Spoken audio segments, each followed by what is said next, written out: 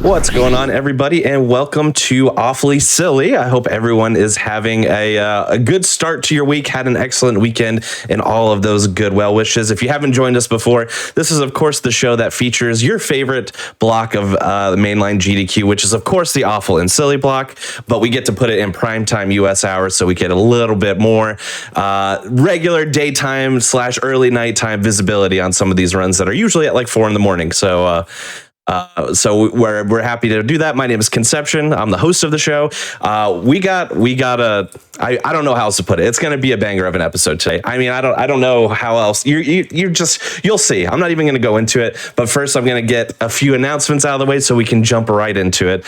First, if you aren't aware, SGDQ 2023 is coming up. That's going to be May 28th through June 4th. It's going to be live in person in Minneapolis, Minnesota. So if you're interested in attending the event, registration is still open, I believe, for a few more days. I think maybe towards the end of this week. I can't exactly remember. Feel free to go on over to gamesdonequick.com for some more information on how to register for that.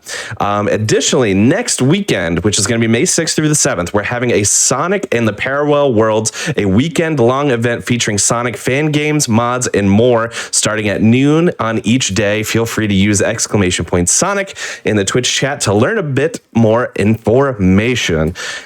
Without further ado, tonight's episode is Barbie themed. Every game you're going to see on tonight's episode is going to be a Barbie game, and it's going to be incredible. And we figure, you know what, we might as well start the show off with maybe, I don't know if this is the first Barbie game, but it's probably one of the earliest ones, which is going to be Barbie for the NES, and it's going to be run by Sharif. So go ahead and take it away. All right. Hey everybody, welcome to Barbie Takes Over GDQ. My name is Sharif. You might know me as Sharfers in chat. I'm here to bring you a couple of Barbie games, two of my favorites. Yes, I have a whole power ranking of Barbie games. I'm here with my friend Kajink to help with commentary. How you doing? I'm good. How you doing? Back for another glamorous night of runs. So excited. This is going to be great. All right. So first I'm going to show you my favorite screen that hopefully we'll never see during the run. But this is the game over screen for Barbie NES.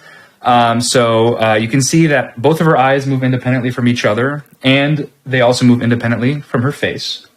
And also they'll just randomly blink. And you move her face like this. If you go back to sleep, you continue the game. If you wake up, it's game over. So let's reset. I like that the game over is like Barbie's existential crisis. Should I wake up? Should I wake up? Should I just sleep?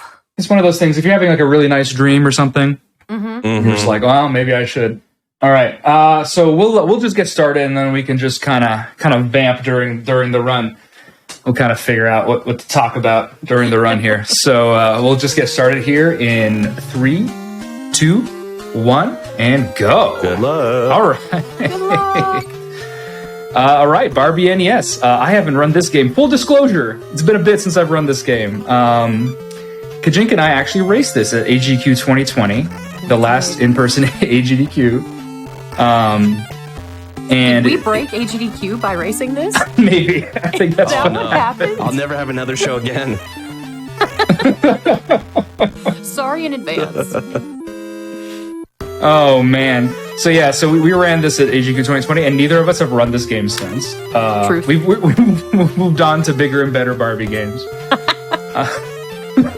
So this is one of the earliest. This is one of the earliest Barbie games. There's like two that are earlier than this. There's like the Commodore 64 one, and maybe the DOS one is just a port of this game, so maybe not that one. Let's just feed the kitty, and then we can talk about the game a little bit.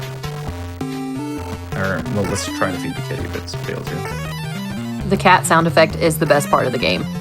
Shout out to Zelda's kitten.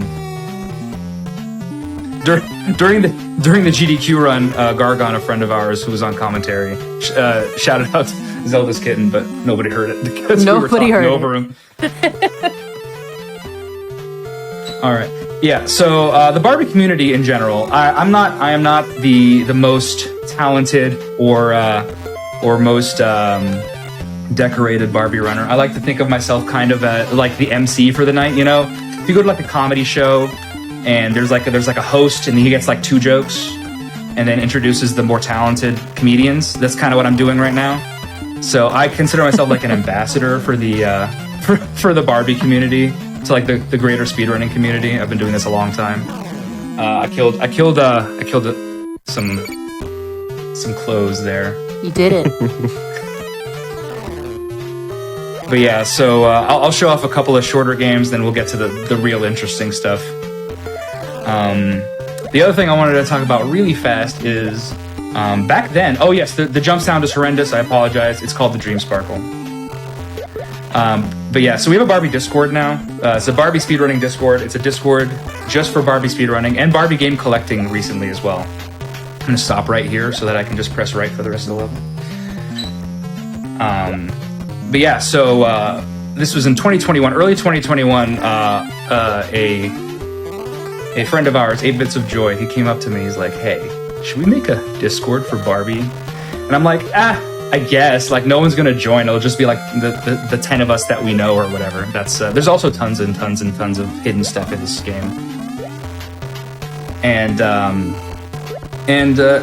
So I said, okay, sure, and I'll help moderate or whatever. And 2 years later, there's 135 plus people in that Discord, and every other runner in this group of games are people I've met through the Discord. So these are people I did not know before. Like Kajink, I've known Kajink for a lot longer than the Discord's been around. But everyone else, so Cassasaur and Tao and Soul Closet, are all people I met through the Discord. I did not know these people beforehand. And now they're friends, and that's super cool. And I'm glad we were able to band together this like group of weirdos who like to run Barbie games. It's also amazing how many Barbie games are represented in the Discord. Yeah. Like you'd think there's maybe, I don't know, 5 or 6 Barbie games. No way. No. I learned that really So quickly planning the show. Yeah, you go to the speedrun.com like page and you're just like, oh, there's like 35 different runs. But yeah, no, it's a weirdly thriving community, and there are some like actual real speedruns with like no joke tech. There's a couple of runs coming up with like, oh well, we're just gonna do this to save point. We should talk about this game at some point. That's a pizza. Yeah. We should talk about this game at some point. I mean, I guess there's lore to this game. There is. We're Barbie in a dream. Yes. And right now we're at the mall, dreaming we're at the mall to pick up our outfit to meet Ken. And we're just getting bodied by everything in this dream. Really bad dream. This is why you don't eat carbs before you sleep. Exactly. Because you end up with really bad nightmares. You know what? For the poverty runner that I am at this game, that was a pretty good pizza box. Not shabs. GG. All right. So that was the first of 3 worlds done. So now we're gonna go to the beach. So we're gonna pretend that we're a mermaid, and we're gonna mash a little bit. Do you know why we're pretending to be a mermaid? For a crown, for tiara. But like what caused her to dream about being a mermaid? Oh, she read a book about it, I'm pretty sure. She read a book about being a mermaid or something, and then she fell asleep thinking about the rest of her day and how busy she's going to be needing to get ready for her date with Ken tonight. So, yes, now we must become mermaid to get to the tiara to be princess with Ken. We also Oh man, I haven't talked about this game in a while. There's a lot of people I admire in chat who are watching me and laughing at me right now. So this is good. Barbie's hitbox as the mermaid is absolutely buck wild. So basically, only her torso really has any collision. So like you can see that like all of these shells that theoretically should do damage to me can pass through my body with like no issue. So my tail doesn't have any hitbox, and my head really doesn't have any hitbox. It's just the torso. It's very strange. This is the troll shell. We got hit by it. But we're on really good good health pace here. So we're actually, I have 1 more health than expected here because I took 1 less hit in the pizza area than I was supposed to. So anyone anyone that would want to like casually play this game, I will tell you, in this level somewhere, you can enter the Upside Down, and it is terrifying. Yes, and you get lots and lots of these starfish, and there's also one of the things I like to say is in this game for the casual runner. First of all, these turtles don't do damage to you, so just chill. Don't worry about They're it. cute.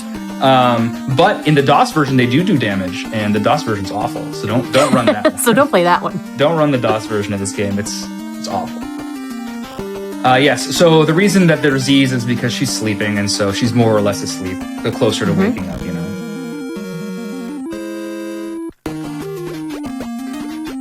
What was I gonna say? I already lost my train of thought here. Oh, yeah. And also, there's so many secrets in this game. So many secrets. True. Some are useful, some are less useful. So, like, for example, what I just did there is I just got an invincibility, and that let me just, like, cheese this entire level. Let's do the risky dolphin grab that I haven't succeeded once. Oh, look at you! The first time I did the risky dolphin grab correctly in 3 years. Oh, that was pretty. Look at that. We only bring up the best. That is the fastest possible dolphin grab you can do. It saves 0.3 of a second over the real the dolphin Worth grab. it. So we saved the king and queen grab. Right. So we did that. Don't worry So about just, it. by the way. It's fine. Don't worry about it. But yeah, so that dolphin grab. I'm the only one who does that strat because it saves 0.3 of a second if you do it properly, and if you don't do it properly, you lose over a second every single time. So not worth it at all. Yeah, so we're 2/3 of the way done with the game theoretically. The underwater section is much shorter than everything else. So now we're going to the soda fountain, and we're going to be dressed up in a poodle skirt, and soda's like going to be 50s. 5 cents. Oh, wow. Take me I miss back. those days. There's our poodle skirt. So you can see those discs everywhere, you know, because it's for a jukebox and a soda fountain. So those are all health, and the Z's are always health as well. I'm gonna try this once. This is a swag strat. There it is. Yeah, So look that saves at you. So that saves the health at the expense of, I think it's 0.2 of a second. But the problem is that the health route is so tightly routed that that's just extra health I don't need. So it's purely just swag that loses time. But yeah, it's a 2-pixel jump. So there's 2 pixels on either side of that teacup that's safe. I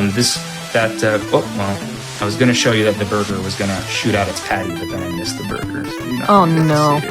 Oh, man. Let's do the no wiggle. There's your no wiggle. Look at that. Buttery This is going smooth. too well. Buttery Really? smooth. I'm excited. I'm really real concerned. excited. None of my practice runs have gone even half as well. Oh yeah, so if I'm turned backwards and I do a jump like that, that means that jump was frame perfect, which means I jumped as soon as right there. That was frame perfect. Does it matter? Here's the biddies jump. So 8-Bits of For Joy biddies! hates. This is for the NES.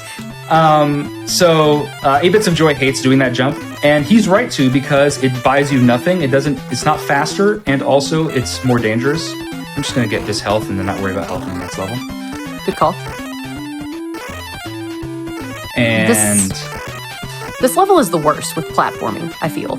yeah, Well, so this is the level I take where- it back. It's the second worst. Well, yeah, and let's you'll not see why. we're not worrying about the last level. Don't worry about the last level. But yeah, this is the level where you can like bleed time. You're like, oh, why did I lose 5 seconds? And it's because Fell down it's- a lot. Yeah, just a little. So we're gonna see. We're gonna try to get this one. There we go. So Nice. we're set on health now. So the fries are gonna hit me in the face, and so I'm gonna lose 4 health and gain a health. So I'm gonna come out of this level with 3 health. Hopefully. Because carbs are bad.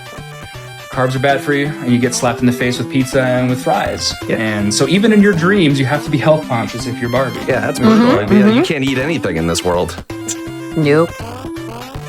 The Barbie tragic. game the Mermaid one for Game Boy Color is called Barbie Ocean Discovery, and it is another game that I run that's about 10 minutes long.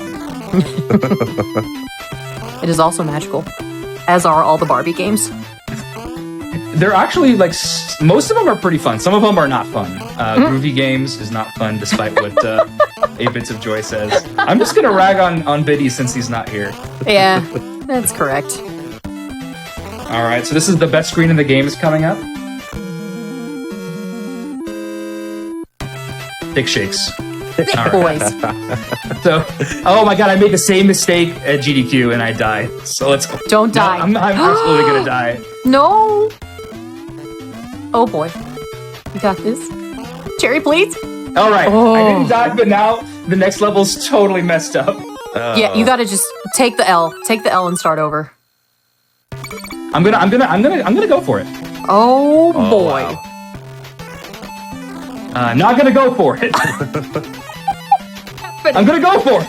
What's happening right now? I'm gonna take this as safe as possible, so you can skip that little baby note called the baby note skip, and it saves a half a second. But the landing on that note is really rough. You have to land on the back half of it, and it's 5 pixels wide. And I fell anyway. So there you go. So what happened there is Valiant effort. Yeah. So what happened there is I landed too far to the right on the on that gear, and it ate my jump input. That's basically it. It's all good though. Yep. This is exactly what happened to GDQ. This is exact. I mean, I think that happened to both of us. Yes, it did. Our runs were not very good. No, I remember having to start over and then take the walk of shame all the way back. Yeah. It was very tragic. I But think what we you both can even do. tried. We both tried. Oh, I tried the, so many times. the frame perfect. Yeah. Yeah. But what you can do if you're just a doofus, you can't. How many is it? Is it like 19 frame perfect Yes, jums on the it's conveyor 19. belt? It's and, 19, yeah. and you can make it all the way across. The No big record deal. for most frame perfect jumps in a row there is 13 by White Hat 94. That's One of the right. OG NES runners, and he's one of my favorite speedrunners of all time. Shout The out to final White boss of the game. Let's go. Hat. So we have to spin these coins, and time's coming up very soon. That's time. I didn't mess up the GG. box. Look at you. All right. I like how excited everyone is about Barbie. This is very exciting for me. Heck yeah. Oh my goodness. So we got the third part of our ensemble is coming here. We're gonna jump up these records to get to the slippers to complete Let's the get some outfit, shoes. complete the fit. Didn't know we were doing beginner strats. So there's the shoes, and then we have the whole outfit, and there it is. We look beautiful, and we're gonna How meet up with glamorous. 8-bit glamour. Oh my gosh. Oh, I can't believe. Incredible. That was a solid run. I'm actually pretty pleased. I wish I hadn't have fallen that one time, but other than that, I'm pretty pleased. I'm still proud of you for finishing the conveyor belt with only 1 health. Like, I would have abandoned ship long ago. So, Yeah. I'm very proud of you. Yes, absolutely. So yeah, if y'all are interested in running this game or any of the games coming up, we have a Discord. It's pinned in my Twitter. But yeah, we're a bunch of pretty friendly doofuses. Thanks for the. And we're willing to help out, and we have tons of resources, stuff there. But yeah, I'll be back very soon here. So Yeah. you get to see more of me. Really So fast. exciting. Really fast. We'll have to have you back on sometime very, very soon, I think. Yeah, I think it's gonna work out. Yeah. So you'll be doing the next run as well. So we can finish up our shout outs then and stuff like that. But for everybody else out there, we're going to take a quick break while we get set up for run number 2 in Barbie Block Best Block, which is what I was trying to say. So feel free to stretch, make sure you have the shoes to complete your outfit, and we will see you on the other side of this break in just a few short moments.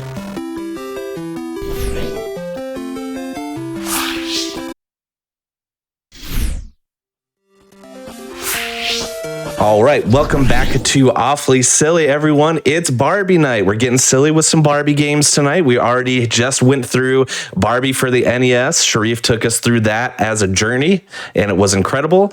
And we loved it so much, we're not going to let Sharif go away. But before we do that, I wanted to remind everybody as well that your subs, Prime Gaming subs, gift subs, and bits cheered on the GDQ Twitch channel help support Games Gun Quick Hotfix content. So please consider subscribing if you're enjoying enjoying the daily speedrunning content. We really appreciate it.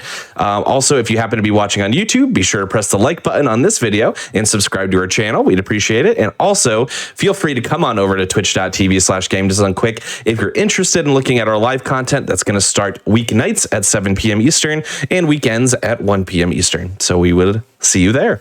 But yes, we didn't want Sharif to go away or Kajink, so we decided, you know what, let's throw another Barbie legendary run on the schedule here, and we have ready for you Barbie Fashion Pack Games Fashion Backpack %. That's the name of the category, and Sharif and Kajink are going to take us through that one as well. So the floor is yours.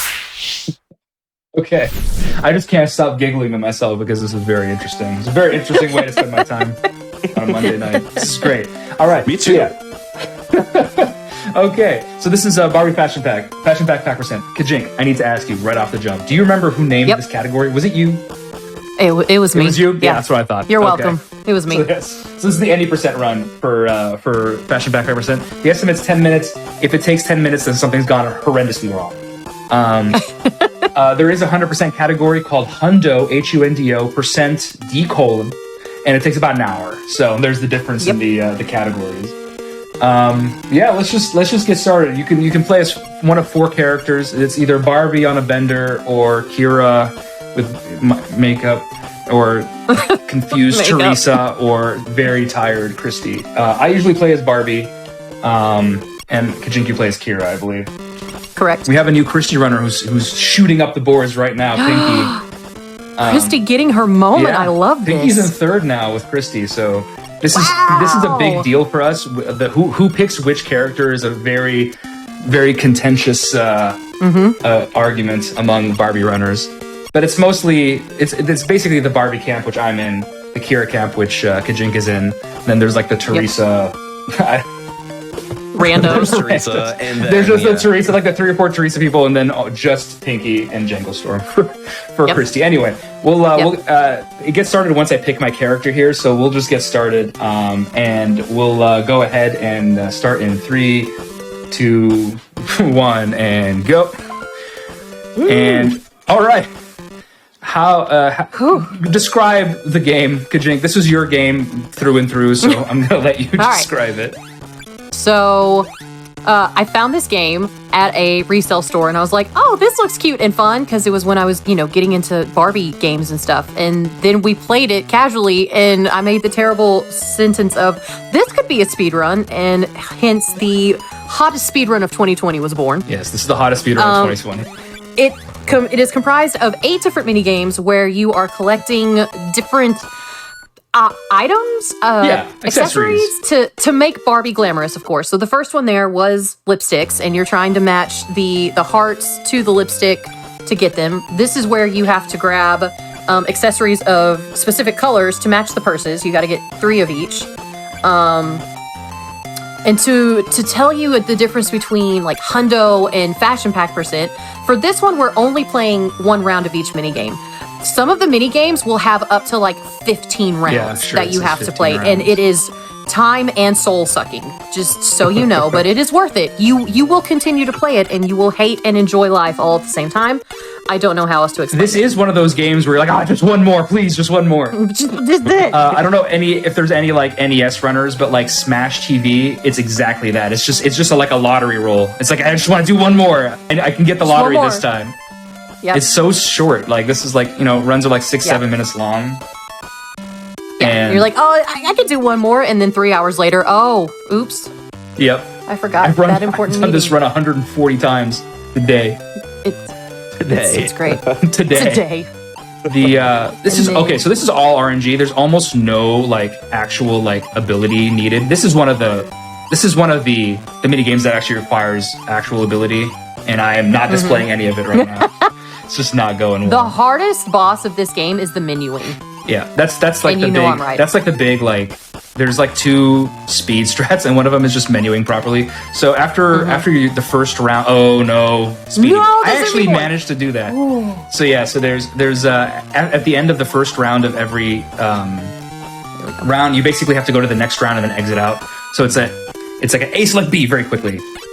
Yes. And then this is the maze. The maze is basically the do or die of the run for like a PB attempt. So you have to get a good maze pattern, which this is actually pretty good.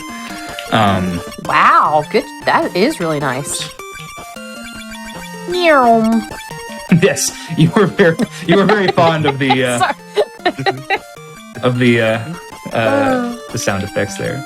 I'm a big fan as well. This could be better, but this is going to be, I would call this viable for a PB attempt. Yeah, totally doable.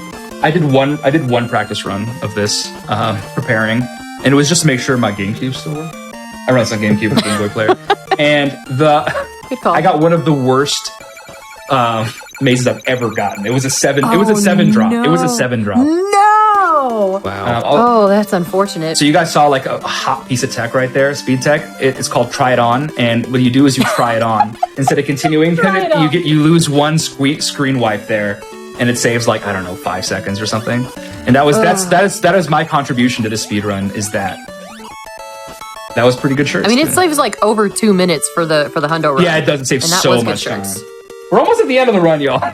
This has been a while. We're almost there. There's two more runs. There's a hidden last. So this is not a slide puzzle, thank goodness, because slide puzzles are. Oh, I would hate it. So to bad. Wind Waker. But yeah, you just basically memorize this, and you can theoretically, you can actually look at the finished product there if you want to. No, That does not help me. I'm the only one who uses it, and I find that wild. Yeah. No, I think ZK actually uses There it. she does? Okay. Shout out to Zelda's Kitten. Zelda's Kitten, top level run of this game. Now, here's the hidden one. And what I love is that we've had the fashion backpack sitting on the vanity the entire time, and they take it away so we can play this game. And then win the backpack again. And then explaining how this this mini game works is very interesting. So every single, you can move your joystick, whatever, your analog, your D-pad, that's the word I'm looking for. There it is. In any direction, including diagonals, which is very important. And then every single hanger is going to move in that direction as long as it is able to. You have to do 3 rounds of this. And so the result, if you don't know what you're looking at, is extremely confusing and terrifying, and I apologize. It's even worse on the original Game Boy version. Oh my god, it's horrendous actually. Yeah, it doesn't have colors. So this is it just has worse and even worse. Just different like designs or whatever you want to call them. And yeah, so this is one of those GBC games that was like backwards compatible with the Game Boy. I just made a big mistake. We can salvage this pretty easily. Yeah, you're good. Alright. So yeah, so the Game Boy version is uglier and slower, which is why it's my preferred one. Which is why that is what this current emote is about to be in chat. Yes, that's Barbie's on the select screen. Just gonna post it in chat, I think. Nailed it. But it's a sub emote, and it's the on the selection screen. It's what Barbie looks like. It's Barbie on an even worse bender. Yeah, she has seen some things on the Game Boy version. Mm-hmm. All right. So time is when I'm done with this mini game. There's so many things I wanted to say, but this run's so short. Just gotta power it's high octane, I'm telling you. It is actually high octane. It's nonstop. Just breakneck pace. All right, times comes up when you see surprise. Time. There you go. GG. There you go. Awesome. Oh, lovely. This is the run is awful. Like, I don't know. The run is great. But it's awful. It's a fun time. It's hard to convince people, even people who were pretty dubious or skeptical. They eventually come around, except for 8-Bits of Joy, who's the one who created the SRC board. He really does not like this game. But everyone else, but yeah, no, we do shoes. Shoes are just very fast in any percent. Oh yeah. But yeah, so this shirt was a shirt that was made by the Yeti. When Kajik and I raced this on Power Up with Pride. So I like to break that out every once in a while. That is awesome. Yes. I can't believe they did that as well. It was great. But yeah, I just wanted to give a quick shout out to everyone in the Barbie Discord. Y'all know who you are, and it's a weird, wonderful place there. And we welcome other fellow Barbie enthusiasts in there.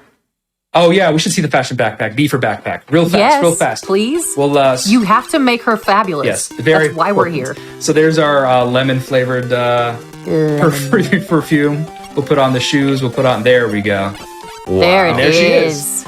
So yeah, we get one of everything. So this is the only, like, for any percent, this is the one outfit you get. That's the fit, as they say. As the kids say these days, right? The fit is go. Am I showing my age here? This is the fit. This is what you had to wear in the year 2000 to be cool. Yes. And you know what? She's looking pretty fly. She is. Yeah. She is. There's a game called. I'm not gonna drag this on too long, but there's a game called Barbie Nail Designer where you design like nails, and there is a song in there called "Fly Girl Hanging with the Butterfly," and it's the most 90s song you'll ever hear. So just look that up on your free time. You're welcome for that. That's gonna be my next cover. Anyway, thanks to 8-Bits of Joy for creating the Barbie Discord. Thanks for Conception for reaching out to me for this. This was I'm actually it's all fun and games and jokes, but I'm actually very proud of what we built in the Barbie community, and I'm really excited to show off. I'm really excited for everyone else who's running this to show off what else we can do with actual talent. So, Kajink, any other last words? Hey, thanks for bringing me along on this glamorous ride once again. Thanks for coming along. It's been a long ride, but we're here now.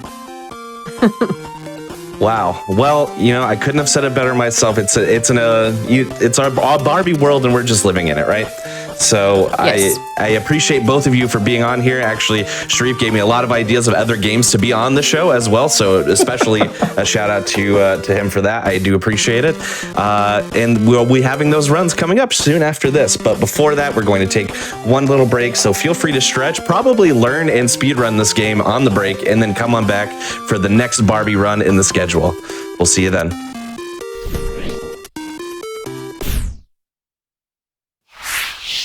All right, welcome back to Awfully Silly, everyone. I hope you have been enjoying Silly Barbie Night here as a part of Awfully Silly. I've been having a blast so far.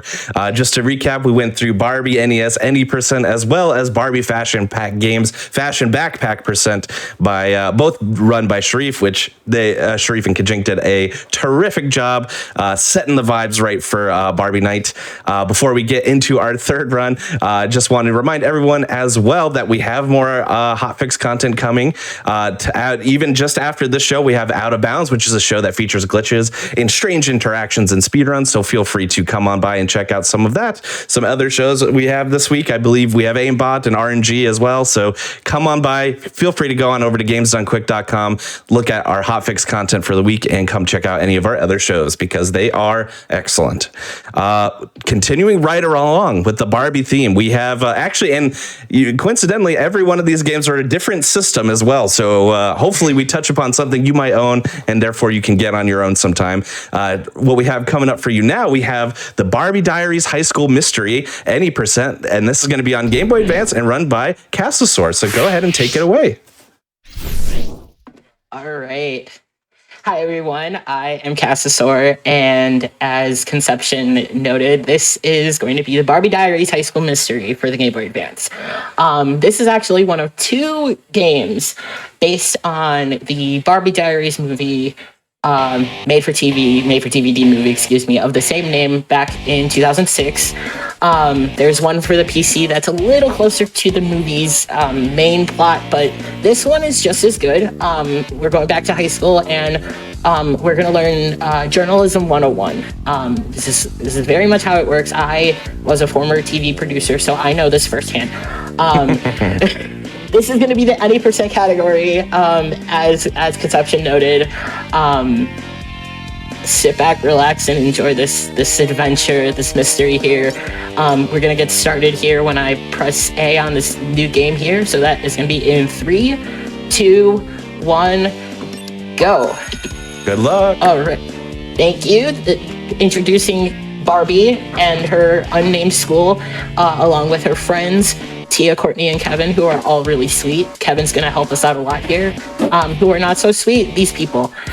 Raquel is the queen bee, and her minions, Dawn and Reagan, they're not very nice either.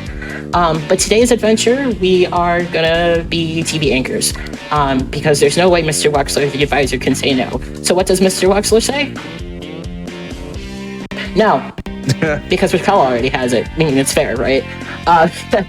So maybe if you broke a big news story, this is clearly very much how journalism works. And of course, what pops in but a big news story? Someone's stolen all the items from the charity auction. It's a big deal. It benefits students at a nearby high school. But actually, the items weren't stolen. They were just placed randomly around the school. So we have to go on a hike, an adventure. We have to solve a mystery, because that's basically what journalism is just solving mysteries and figuring out stuff. This is very much an anchor-worthy story. I mean, it's a big deal, you know? Let's not figure out, this is her chance to become the big news anchor that she's always wanted to be.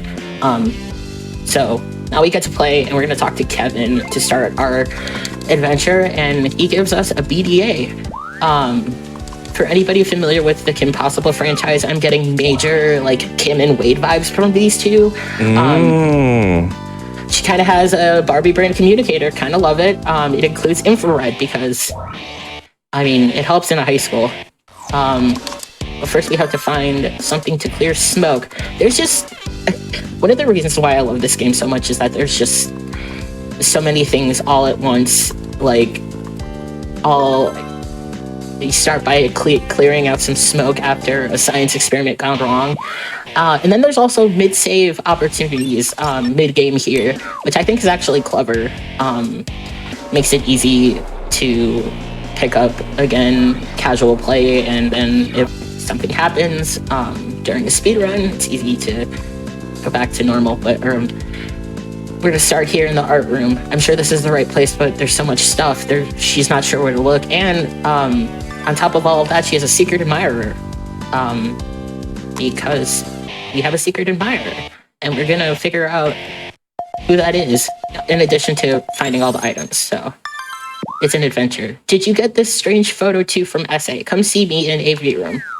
So this game came out in 2006, and this was before the rise, really, of virtual keyboards. So T9, that's how we had to do things.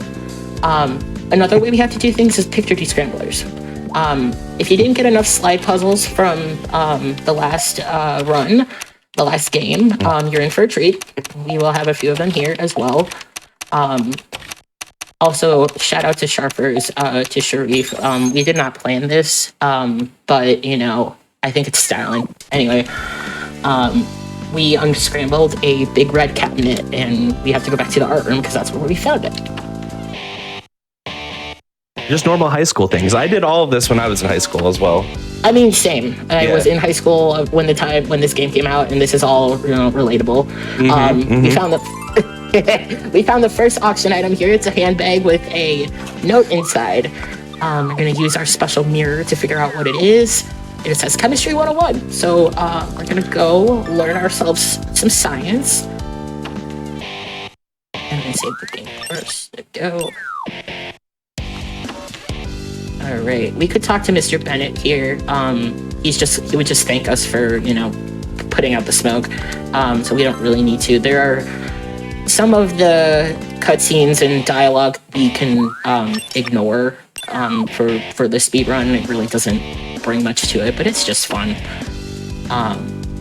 We're going to talk to Kevin here to figure out how to unlock the lock that we have in the chem lab.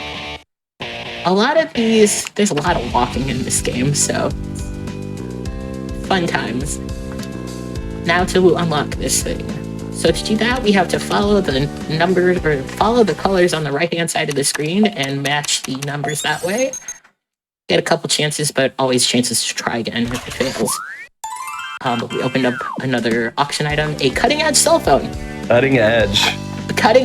Flip phones are cutting edge, that is for sure. You may not like it, but this is what peak technology looks like. It's true, it's true. We are spoiled nowadays, that's for sure. So got another message here. Come to AV room. We received a strange MP3 from Secret Admirer. I think we can decode it. So we're gonna get another tool to do that. All of these little mini games that we'll see here in the game, in the run, are randomized to an extent, which makes it fun. Insert your favorite rhythm game here of choice. Wow, it's just like Guitar Hero. I mean, it really is.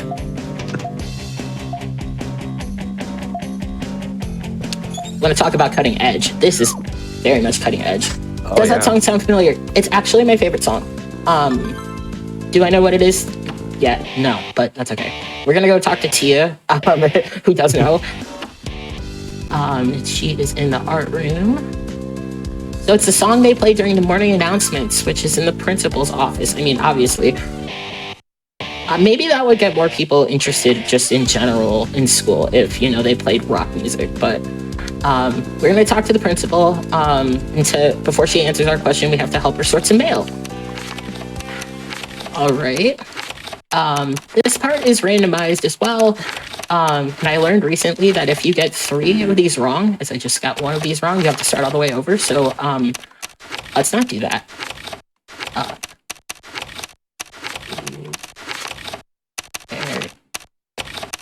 Game Boy games love throwing in a memory based or like they love throwing in a mini game like this where the only skill is just moving and pressing A. Like, right. A lot of Game Boy games I have the same style of mini game.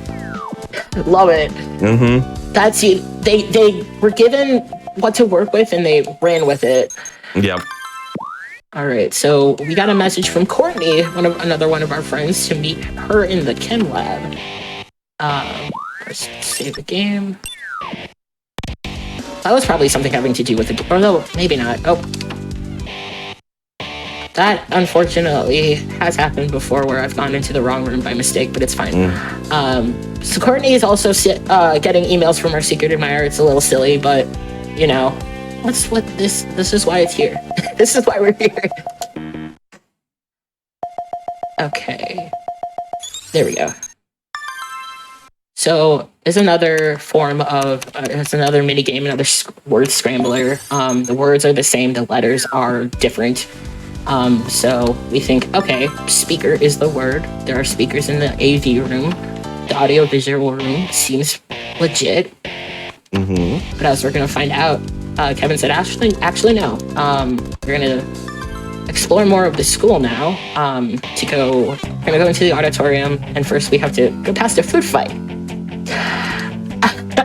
Wow. So I was in high school when this game came out in 2006, and I remember a grand total of 1 food fight. So I don't know if anybody in chat, do food fights still exist? I mean, maybe not in recent times, but like, I guess that's just a typical high school thing. They were like, let's put this in. But it makes the game that much more fun. We could I'm actually jealous you had one, to be honest. I never really had any. I wish I had I wasn't involved. Right. So we don't have to talk to Mr. Bennett here, but he's a little stink. So why don't you ever ask these many questions when you're in class? Because I'm not in class to be a scientist. I'm in class to be a reporter. That's right. But our next auction item is a RoboPup, another dated fun item, which has a receipt from the school store inside. So let's go back there. Save. School store. Okay. This is the intro here, and this is going to be quite an interesting introduction to Charlie, who works in the school store.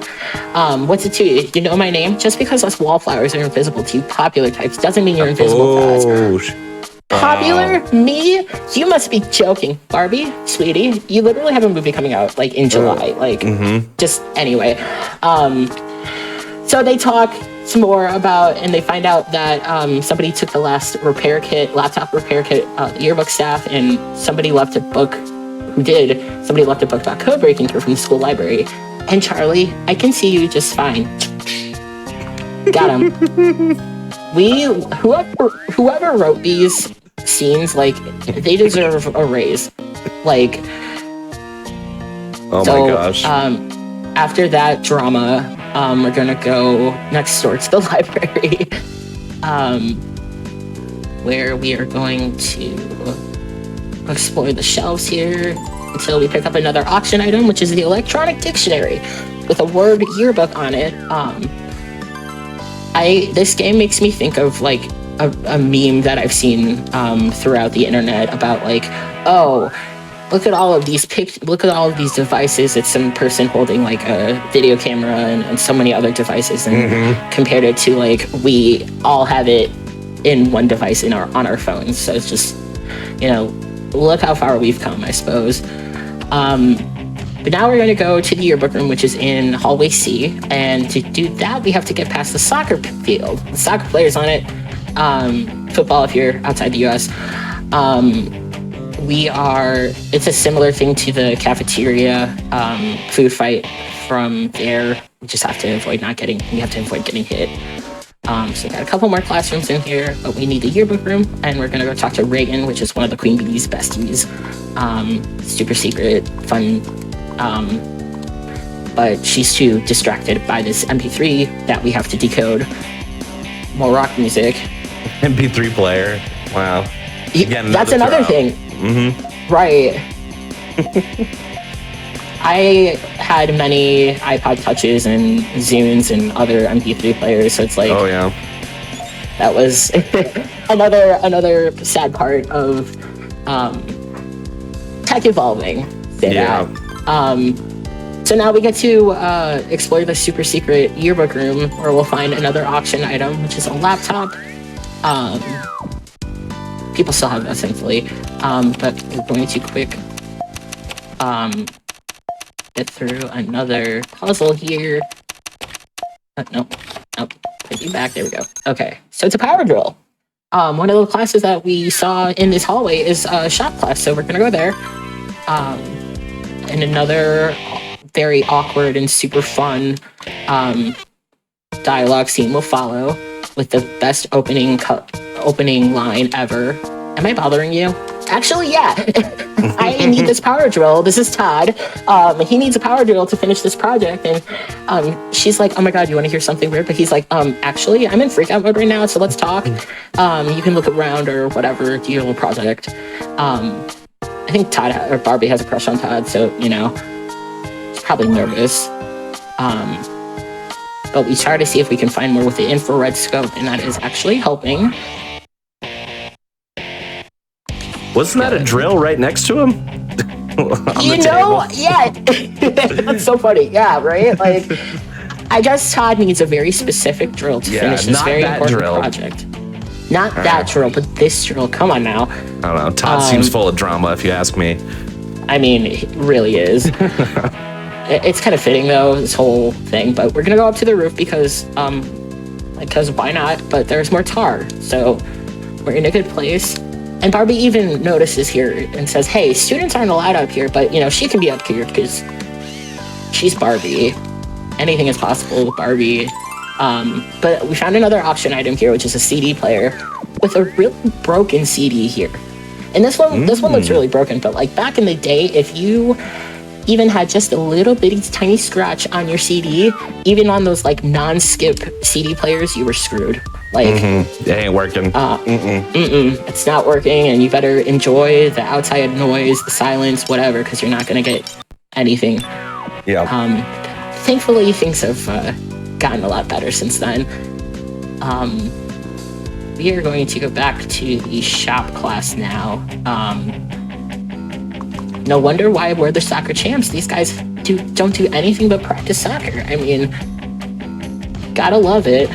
Must be some specialty high school. Also, just like the same kick over and over again. So the same kick over and over.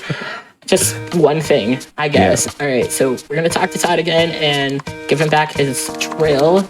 With friends like you, a guy doesn't need any luck. Oh my God. Oh. How romantic. Cute. We're gonna get another message here from Kevin, who says, hey, bring the CD that you got to the AV room. I found this like recently. Sigh. Gotta go. 2-day calls, but you were about to say something? Oh, yeah, it was just nothing. Just thanks. Wow. high school romantic drama of all of it. Oh, how over cute. Just lovely. I'm kind of glad I discovered this soon, before being here. Even though it would have made a fun addition to when I was going for the world record of this game, which I cannot believe I have, which is I love it. It's great. Thank you. Congrats. So we're going to go back to the AV room now, where we almost forgot about the food fight. So similarly, like, since as the soccer players are doing the same take, the students in the cafeteria are throwing the same few items, and you have to dodge them, which is tough. But we're in the AV room now. Gonna do, I don't know, I thought we were gonna save quick, but we're gonna talk to Kevin, who gives us another fun scrambler. A lot of these times could have just been emails, if you ask me, or just little like text messages, but I don't make the game. I didn't make the game. I can't be credited with this gem. But we got another word here. It's footage. So since this is the AV room and it has stock footage in it, we're gonna find RC from Toy Story. Yeah, literally. Pretty much same colors and everything, right? Yeah.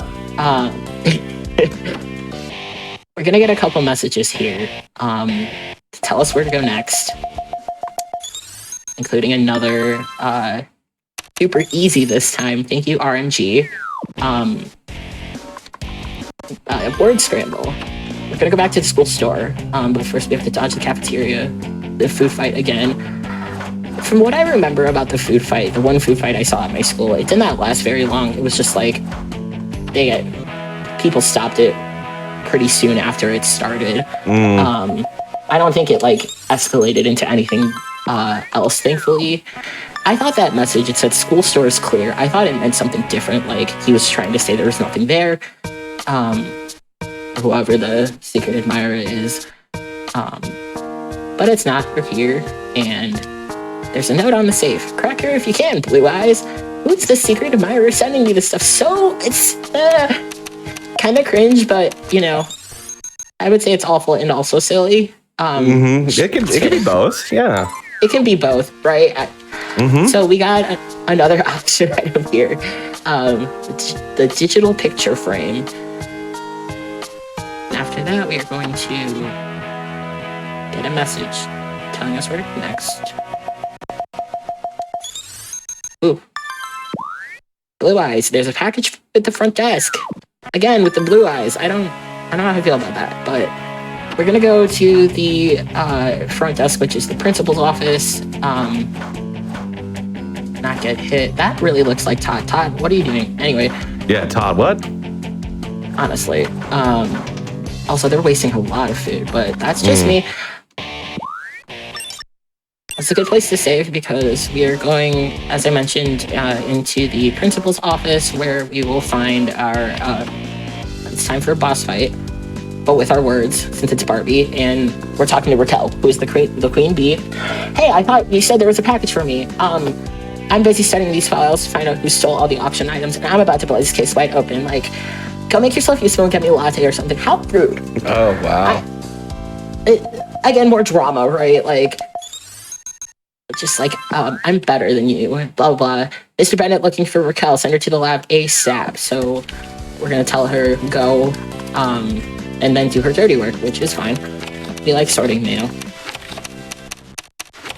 Thankfully, when these mini games appear for a second or third time in the game, they're not like made harder for any reason, besides the fact that they're all randomized.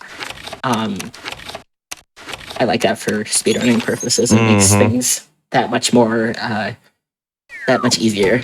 But after we did that, we're going to go into the files where we will find our next auction item, which is concert tickets. And then also go to the yearbook room, where we will have a package left for us. Quick save again. And then, speaking of awfully silly, is the name of this lovely show. This game is very silly, as you might think and know. But I want to talk about something that makes it a little awful in a good way. It's not like a mean way. You'll notice that there's no running in this game. There's very little jumping in this game, which means you have to do a lot of walking, which is fine. You know, it's part of the game. I just can't help but think how much faster the run would be if you could, you know, just zoom. Oh my, yes. Zoom places.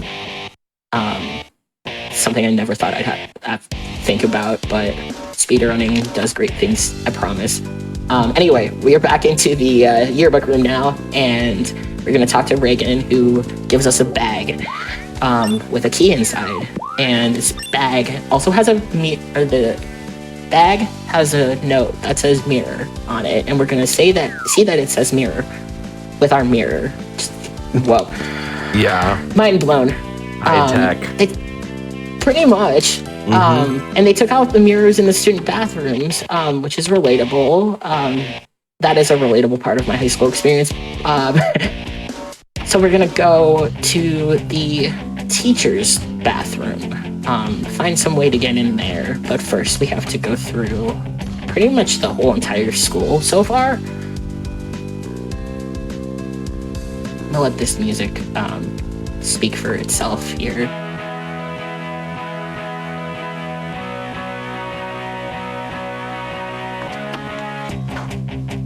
And still the food fight.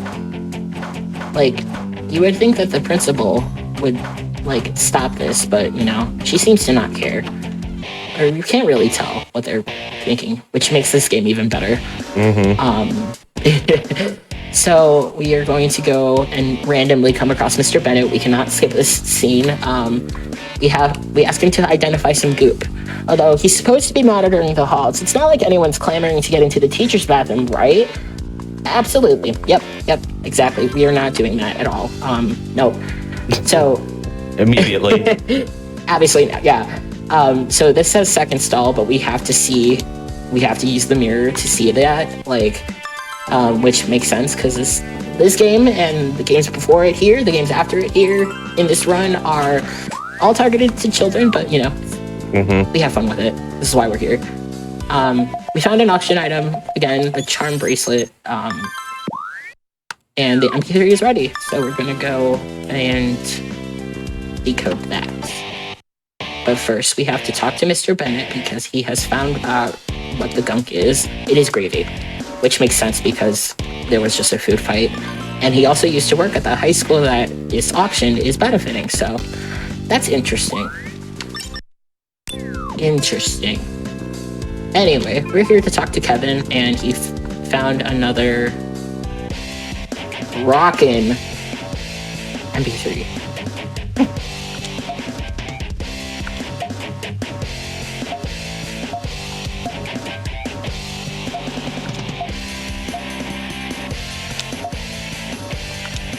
Ooh, okay.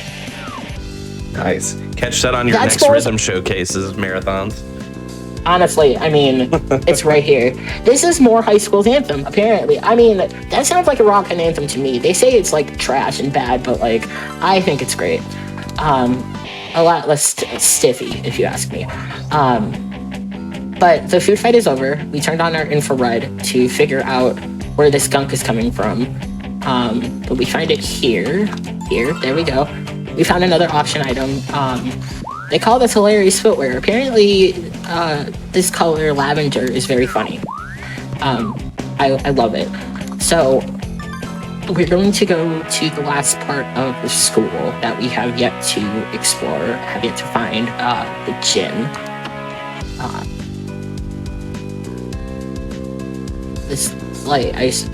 When I first played this, I was like, is that set up for a wedding? It's prom, but like, it just looks like your generic celebration, which makes sense. So does Barbie have health in this game? Like, if you get hit by something, what happens exactly? That's a good question. So if you get hit by something, or otherwise, like, if you get hit by something, there's no health. You just like have to start over. Okay. Which is very interesting. And we're going to go to the equipment room in the back, but first, because it's Barbie, we can't just walk there. We gotta balance. this is a good example. I just fell off the balance beam. That has happened before, but I fell off the balance beam, so we just have to start over and do it again. Which makes this game an easy speedrun game in that way, where you don't have to worry about like running out of lives or running out of health. There's also, I might show it off here later, but you can also slip on soda pop in one of the hallways and get stuck on some gum, but you just gotta get unstuck and you're good to go. We're gonna go to the equipping room. Yes, so examine the locker and find a pogo stick. I never had a pogo stick when I was a kid. Those just look super fun. It's a weird auction though, so far. Pogo stick, laptop.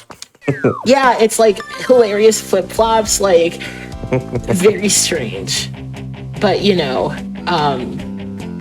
I randomly came across parts of the Barbie Diaries movie on TikTok one day, and from what I've seen of it, it's just as great as this game, and just as great as I'm sure the PC game.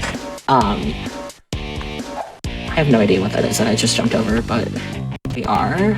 I think this is the last time I have to walk past the soccer field. Like, if we're just gonna pretend I meant to do that. So you just start over, which is nice. Oh, this is a fun part. We can't leave without talking to Charlie. So we're gonna do that. We're gonna talk to Charlie, and he gives us a laptop repair kit because he remembered we were looking for one and he just got one. This is so great, like so timely and nice of him. Nice of the wallflower. And then we're going to quick do another sliding puzzle. Can't get enough of those. If I remembered how to do it. Okay, there. Okay. Oops, wait. There. Okay. So we just unlocked or unscrambled a table. Where it said, oh, where would they have some kind of snack table? The teacher's lounge. It's like we knew that we had to go to the teacher's lounge. It's another reason why this game is so great. And like borderline educational. I've learned a lot. Remembering. You've learned a lot? Excellent. I'm so happy to hear that. Yeah. All right. So we're going to go to the teacher's lounge now. We are winding down on this epic game.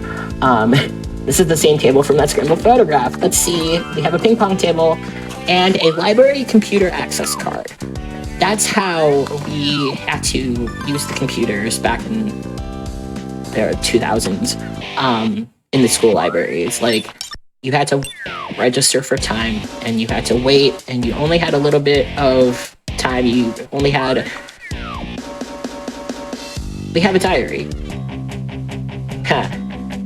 Didn't mean to do that. That's okay.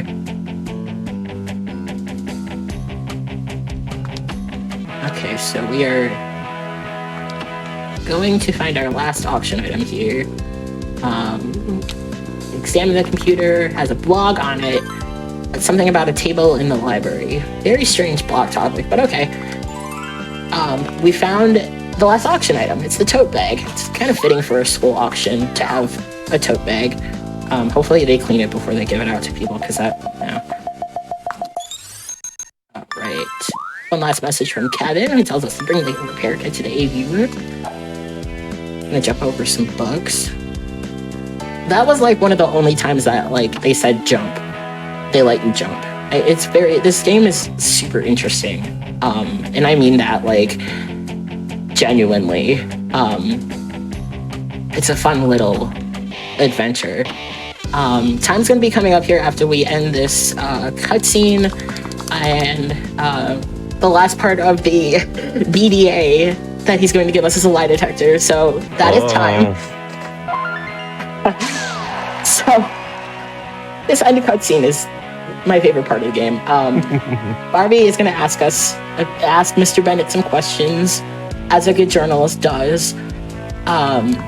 You have access to parts of the building that we were at, of course. He's a teacher. The lie detector test said yes, he was telling the truth. Next question. Are you the head of the yearbook staff and the substitute gym teacher? The last cutscene that I kind of went through was an email from the principal asking him to substitute for the gym teacher, so he said yes. It was true. Okay. Next question. Did you lose your library card this week while checking out a book on code breaking? We got that while talking to Charlie, our new best friend. Mr. Bennett says no. But the lie detector says yes. That's weird. Did you leave Moore High School on good terms? That's the high school he came from, the high school that's being benefited, supported with this auction. It's a fair question to ask. He said yes, why shouldn't I have? I mean, it's understandable, right? No. So that means we found our guy. He did it. Is it true? Yeah. So the case has been solved. Mr. Bennett stole the auction items, hid them around the school. He just wanted them to sweat a little, because no one appreciates a good science teacher. So he wins. So we win. We get the anchor position. Happy day. But Barbie said, no, actually, thank you, but we have to go talk to our secret admirer, our bestie Todd. You would think, right? You won. What are you talking about? Aren't you my secret admirer? No. It's actually somebody else. It's Charlie. Oh This face gets me every time. I love it. Just like, what? What? How did you know? You were right in front of my nose the whole time. The whole time. Sometimes it pays to be a wallflower. That means, oh my god. Why don't you text me sometime and we'll catch you later, blue eyes? Haha. See, that's no way. Yeah. So then Kevin comes in to lighten the mood, as he does, and he snapped a picture of Raquel right after she was denied the anchor job. It's chef's kiss. Brilliant. And this is the best typo I've ever seen in a game ever. This is definitely going in my diary. That's really good. Okay. It just is the icing on the cake in this game. That is the Barbie Diaries High School Mystery for the Game Boy Advance. Wow. Thank you to Conception, my friend, and to GDQ for having me here. It is an honor to show off this excellent game to all of you. Shout out to my fellow speedrunners in the Barbie Discord in the community, especially my Danny, who helped me get the world record, and I'm looking forward to when she takes it back from me. Like Sharper said, this community is great. If you want to join us, we have links to our Discord on the BarbieGamesOnSpeedrun.com, so more than welcome. Come hang out with us. It's a fun group. But yeah, there we are. Yeah, well done. Incredible run. I love the lore. I love the mystery. I love the intrigue, the drama of it all. I felt like I watched an episode of Gossip Girls or something. There you go. It's perfect. Got your TV in for this. Yes, yeah. I felt entertained highly. So thank you so much to Cassasor for coming out. That was incredible. I appreciate you being here. For everybody else, we are going to take a quick break before we get set up for our penultimate run here. So feel free to stretch, get some food, get some snacks, maybe cause some drama with some of your high school friends, and we will see you back here in just a few short moments. Thank you.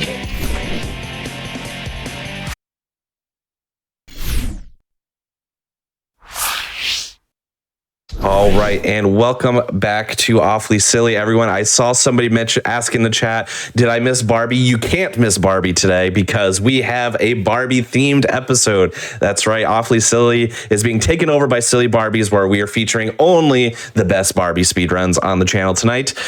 Before we jump into our penultimate Barbie run, I wanted to remind everybody as well that SGDQ 2023 is coming up. It's going to be May 28th through June 4th, and it is in person in Minneapolis, Minnesota. So if you're interested in attending the event, registration is open for just a little bit longer. You're going to do that from gamesdonequick.com. You're going to log into your profile and register that way. You can go to gamesdonequick.com for some more information on how to register if you're a little confused as well. We'll be happy to help you. But without further ado, we have just been rolling along with some of the best Barbie games. But we had an 8-bit game, we had a Game Boy Color game, we had a Game Boy Advance game. It only seemed fitting that we had to jump into a lovely 3D Barbie adventure of some sort, and we figured what better way to do that than with Secret Agent Barbie, which is going to be run by Taw. So whenever you're ready, go ahead and take it away.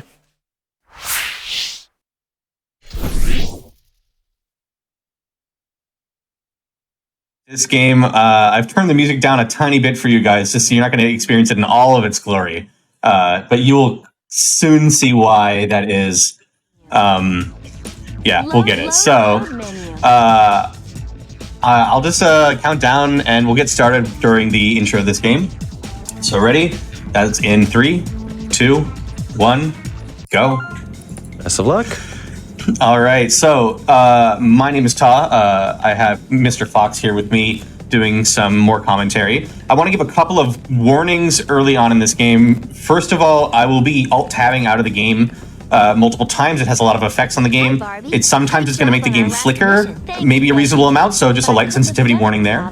And the other warning I want to give you is that we go to a lot of places in this game, and the representations in those places are not necessarily always up to what would be 2022 standards. It's nothing terrible, but it's definitely not what we'd expect. So I just want to put those warnings out there. To talk a little bit more about some of the tricks, alt-tabbing has a lot of really odd behaviors in this game, in that it affects triggers and things like that, and dialogue in specific ways. So if you want to talk a little bit about the dialogue effects, you can, Fox. Yeah, so hopefully by the time we get to the end of this, you guys will come to the same agreement that we have, that this game is magically broken in a lot of different ways. Thanks for all your help. Alt-tabbing has a lot of really weird things. It causes a lot of really weird things to happen. We're not entirely certain why it causes some things to happen in some places and not happen in others, but we take advantage of them as much as we can. And one of those is skipping dialogue, and quite a lot of it, actually. Now, that's actually pretty sad because this game has an amazing story. Which I think Tal will touch on a little bit as we go. We'll try to go over the story. Try to fill in the gaps as much as we can because we are going to be skipping quite a bit of it. But yeah. They've hired extra security, and all right, so we have when it comes to this the story here, Teresa, our friend, has just contacted us and said that she has something to talk to us about at Bryant Park in New York City. So that is what's going on here right now, is we're trying to figure out, we're going to go meet her and find out what's going on at Bryant Park. At least that's the plan, is to meet her. I'm going to have to tab out for just a second here. But the plan is to meet her. We'll see if that ends up happening. So there's my first tab out here. I can skip the first part of the map dialogue with that. So here we are in Bryant Park. I think I saw Teresa somewhere near the. We are not going to meet Teresa. I'm sorry for leading you on like that.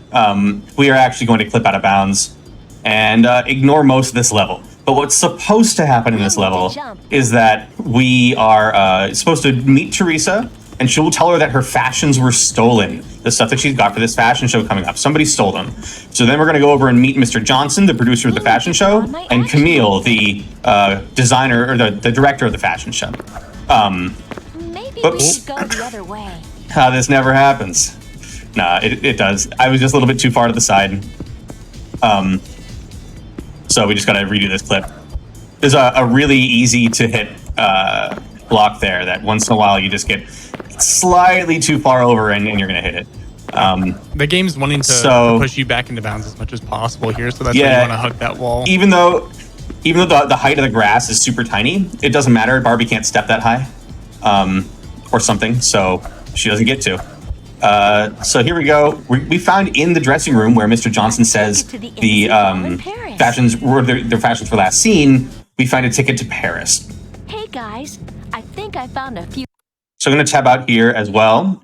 And this is going to get me close enough to the map that it triggers the map. And that's the first use of having Barbie slide while tab. So if you tab out while Barbie is moving, you will do what we call, well, I like to call a tab slide, and nobody else likes that. We just call them alt tabs. But it essentially, Barbie keeps on moving. Okay, cool, we didn't crash there. There's a possible soft locking crash in that location, and we avoided both. So that's great. Hit it more than most. Yeah. But yeah, so if you hold forward and then tab out of the game, while it's tabbed out, Barbie will continue to move, but it won't activate other triggers and things like that until you tab back in. So that means that dialogue triggers or cutscene triggers or anything like that won't be triggered until until you tab back into the game and Barbie regains active control as an application. And that's what, causes all the issues here. Now here we were supposed to meet Emile Bassan's assistant, and she told us about this place out in the garden where we now have to solve a little puzzle. All these puzzles have a fixed solution, but the randomization of starting positions are all different, except for one puzzle, which is actually completely random. So somehow the architects of this place included this incredibly high-tech sliding entryway in a way that the guards don't see. And now, speaking of those guards, you may have noticed that they're missing a few pixels. In fact, a lot of things. Barbie's shoes are missing a few pixels, you may notice as well. Pretty much anything that has dark pixels on those models, black pixels and such, doesn't render properly on modern computers. Originally, it did work. And some computers do still work, but most modern computers don't render properly. I will call attention to Teresa's hair next time. Yeah, Teresa's hair in the airship. It is great. It's really unfortunate. You can see her over there to the left of Barbie. We're gonna get another great hair. Some horrible, pattern baldness going on with Mrs. Tanaka coming up as we go to Tokyo. So we found some bolts of fabric which are not Teresa's designs. And we're going to go talk to Mrs. Tanaka, who's the woman who helped design some of the dyes that Teresa used for her fabric. Mrs. Tanaka? Yes, I am Mrs. Tanaka. And in here, I'm going to do some more dialogue skips where she says that there was a thief and he came in and stole the dye while she was working with another customer. And so it just turns out that after the entire flight to Tokyo, he's right there out in front of the shop. So great timing, Barbie. Really fantastic. So we are going to head way back here and just align this way as he slips inside of this building. We definitely could have caught up to him, but you can't catch him even if you do. So Barbie's worked too much retail. She's not she lets customers go. Yep. That's probably it. So upcoming, I'm going to be going for a trick called rooftop jump. This trick only saves about 5 seconds, and it's really, really, really precise to get. We don't know how precise it is, but it's really precise. We don't even know exactly how fast this game runs in terms of frame rate. We are assuming 60, but there we go. All right, everybody has to sub. Everybody has to sub. That's the rules that I get first try. And we're going to take a photo of Mr. Johnson up there. The thief up there. This is definitely not Mr. Johnson. Mr. Johnson wears a hat, you see. So this guy's not wearing a hat. Can't be Mr. Johnson. We're going to take a photo of his back because he was facing this safe up here. And everyone knows the best way to identify a thief is to take a photo of anything but their face. So we're going to be doing that. And we get these slide puzzles. Speaking of slide puzzles, these games seem to love these things. These can be as difficult as one click. Just all depends on the randomness for it. I paid a visit, but it was stolen. So There we go. So I'm just doing some more alt tabbing. Skipped a lot of dialogue. I think this would run for several minutes if you didn't tab out. But I think the biggest thing is it gives you control coming out of this. Yeah. To skip even more dialogue. So pretty big skip. Why? And just out of curiosity, I decided to run the fabric for Teresa. I don't see anything. Exactly. Oh no. I got to crash. It's fine. Just gotta start it back up. I went a little one thing too far. I thought I had it. I thought I didn't have it on the first time, but I did. Thankfully, this game saves at every point here, so I can just load it back up again, and we're good to go. We just don't have control. I'll have to watch this cutscene. It's unfortunate. This game has a pretty strong aversion to dresses for some reason. If you try to move right after you select a dress, it will cause a crash pretty much immediately. Yeah, specifically for the dresses that you wear for going to Egypt and for going to Paris. Now, another thing to note is that we go to Paris, we're going to go to Tokyo, or we're going to go to Rio, we go to New York, and we go to Egypt. Not the city, of course, because that is not a city, it's just the whole country. All the other ones are cities, but in Egypt we go to the Majestic Marketplace, which is some marketplace. And that's where we're going to be heading here. So we found plane tickets to Egypt in that safe that we just unlocked with that slide puzzle. You know, a very secure way to keep your safe. So, and we still haven't figured out why the thief would have tickets to Egypt. So we got to head over to Egypt and figure out what he's doing. Now, I want to explain a little bit of something that happened earlier. I used this, what we also call a gadget slide, which is alt tabbing while holding down the gadget button, for the button to the mouse to click a gadget, and then releasing it before you tab back in. That's a gadget slide, and it forces the gadget to activate on the frame that you tab back in. It's the same, a similar concept to what's going to be happening up here, where I'm going to tab through this doorway, and when I tab back in, it is then going to trigger the dialogue that's supposed to turn me around. We should look around some more. We get a lot of "we should look around some mores" here, because we're not supposed to be here yet. I'm skipping basically this entire level. This is one of the longest levels in the game normally, and with this, it brings it way down in length. Yeah. So the physics in this game are kind of weird when you tab out. Not that, you're flying all over the place or anything, but a lot of the triggers that would normally happen kind of get put on hold. So a lot of what you're seeing is Barbie continues moving. You'll see a level when we get to Rio here in a little bit. There's a lot of lasers. If a laser is moving, it will continue to be moving in that direction when you tap out. Things like, the gadgets, if you're in the middle of using them but you haven't released your click on it, they really won't work until you tab back in. So the game pretty much puts all of its states in a pause or kind of on hold. We talked about it, the Barbie's first law. Objects in motion tend to stay in motion when the game is alt tab. Yeah. Objects at rest tend to stay at rest. So that seems to be what's happening.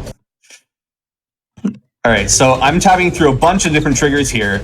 And we just placed a lipstick tracker. It's a recording device that's disguised as lipstick, and we stuck it on the table there. And we're going to try to record anybody who's in here. Now, what you missed is that there was supposed to be a group of people walking around looking to buy some rare ingredients. We skipped all of that by walking through that first trigger. None of it happened. We didn't talk to the person who's supposed to start the whole thing. So you didn't get to see any of that. But now that room is now all full of people, so we have to use the rooftops to get back so nobody catches us. And our goal is to talk to the loom shop owner, because one of the things that we also skipped that you would have seen was a hold on. There we go. Okay, I got it. That's a tough trick sometimes. Was a receipt for the loom shop on the floor. And on the loom shop owner, we see those symbols on the dress. Incredibly blurry, very difficult to see. If you're a small child, very good luck on memorizing what those are. But it's okay. So now we're going to listen to what happens on that lipstick recorder. Lipstick recorder. All right. I hope they talk about something useful. And we'll see how well we can hear it. Now that you're safe, I can tell you what I've discovered. The fourth ingredient is a rare plant called... It should also be noted that you're probably gonna... I really do hope you like the Egypt theme. Yeah, good point. Continue to be repeating non-stop, and I hope you like it enough that it's repeating over top of itself 2 or 3 times. Yeah, so we get multiple layers of the Egypt sound, which is why it's tough to hear what's going on. So basically what they said is that there's a rare plant called Gistambe that only grows in one place in the whole world, but they didn't get to say where that was, so we didn't get to hear it. So, but yeah, the Egypt theme, ever since doing those skips up on the rooftop, that I dropped off the edges and had it restart and stuff, and a bunch of that, I now have just another version of the Egypt music repeating forever. So it'll go until I get back to Egypt again, which won't be until the second to last level of the game. So I hope you get comfy with this music. It'll be great. Yeah, it'll go until the second to last level, or unless we experience another crash. All right, so we've got 3 options. One is that Camille said that she saw some behavior, something weird in New York, so we're gonna head there first. We're also gonna go. Emile Besson was seen again in Paris. If you recall, which you may not, Emile Besson is a different fashion designer who is just a red herring. We never meet Emile Besson. So, but we also need to check out those symbols. Camille. Yeah, not to be confused with Camille, who's this person right here. She just said there was somebody sneaking around the design tent, some mysterious person. So we're gonna go check that out real quick and see who it is. And then the other one is talking to Mrs. Tanaka about the rare plant, because she knows a lot about plants to making dye. That's what it is. That took a while to get it out of my mouth, but we got it there. So this is, again, definitely not Mr. Johnson. He's not wearing a hat. Mr. Johnson wears a hat. I need you to understand. Clone brother. Yeah, that must be his evil twin or something. His nephew, yeah, that's right. Remember not to get too close. Know you're following. So I really hope I land this, but this is a really tough trick, because if you get there too early, there's a wall that turns you around, a trigger that turns you around. If you get there too late, you don't get to block him. So we got it, we're good. Awesome. So I'm going to take another photo of, again, his chest, right? You know, again, to identify a thief, best thing you can do, take a photo of anything but his face. I think we should get over to the and now we're going to head over to Paris. I would say the next place Barbie needs to stop at is a optometrist, because she still has no clue who this thief is. Yeah, right. She's got no idea. No clue. She's never taken a photo of his face. How's she supposed to know who this thief is? Oh, and I messed this up a little bit. There's a way that we can skip this first laser. I'll try. I'll see if I can try it. Nah, I can't make that. Unfortunate. But yeah, we can skip that first laser if we do it right. But now we had to wait for it, so. Lasers in this game are really weird. If you go too close to them, Barbie will bonk her forehead right onto the laser. Just smash her face right into it. If you're too far away from it, then she'll hit it on the way up. So we got to be at just the right distance to get under these lasers. And I think something we didn't explain early on, you're going to see Ta rolling everywhere when you're in the stealth suit. That's because when you roll, Barbie will move forward ever so slowly. So it's actually a bit faster to roll and walk instead of just walking on its own. And that's also part of the reason why Barbie will bonk her head. 2, 3. Why is this not working? Whatever. We'll do it the old-fashioned way. There's a thing called uh-oh skip. Where we can skip this guy who just can't see Barbie. Don't worry about it. But we'll be able to get past him and get all the way up to the door. You can see his vision on the minimap and how absolutely tiny it is, and why it is that he can't see anything when it comes to all those people. But yeah, the guards here need glasses much more than Barbie, I think.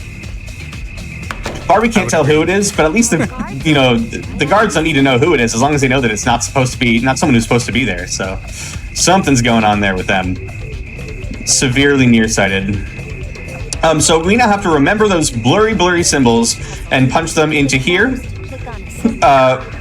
to make the right combination. Thankfully, it's the same combination every time. And again, the architects of this garden just going nuts with the trapdoors and secret entrances. Really fantastic work they've done. So just like that rooftop drum, technically another one you could do right at the edge of this that's even more precise. I am not going to go for that one. You're welcome. I mean, it is Paris. They are a bit eccentric. Yeah, maybe that's what it is. It's just that French, artistry. Yep. Really incredible work. So in here, we're supposed to use our pink vision, which lets us see secret messages, to find the solution to this puzzle. I'm actually going to solve the puzzle and get it wrong by hitting that extra tile at the same time. And by doing that, I gain control during this cutscene by overlapping the correct and incorrect cutscenes on top of each other. So I now gain control, and I'm able to move to here, where once the dialogue starts, I can just skip it all by triggering the door dialogue instead, and it will cancel the other dialogue that's happening, and instead use the door dialogue. So here we're showing up again to ask more about the die. So we're going to ask her about the Gestambe plant, sorry. And you'll see a couple more uses of that kind of dialogue canceling in a little bit. We're going to be using the compact or the perfume. Those tend to interrupt those dialogues and completely cancels them altogether. So you'll see Taw clicking quite ferociously on those to get through some dialogue. Yeah. So what we missed here is that the plant can be used to make a magical dye, and it only grows in the mountains in Rio de Janeiro.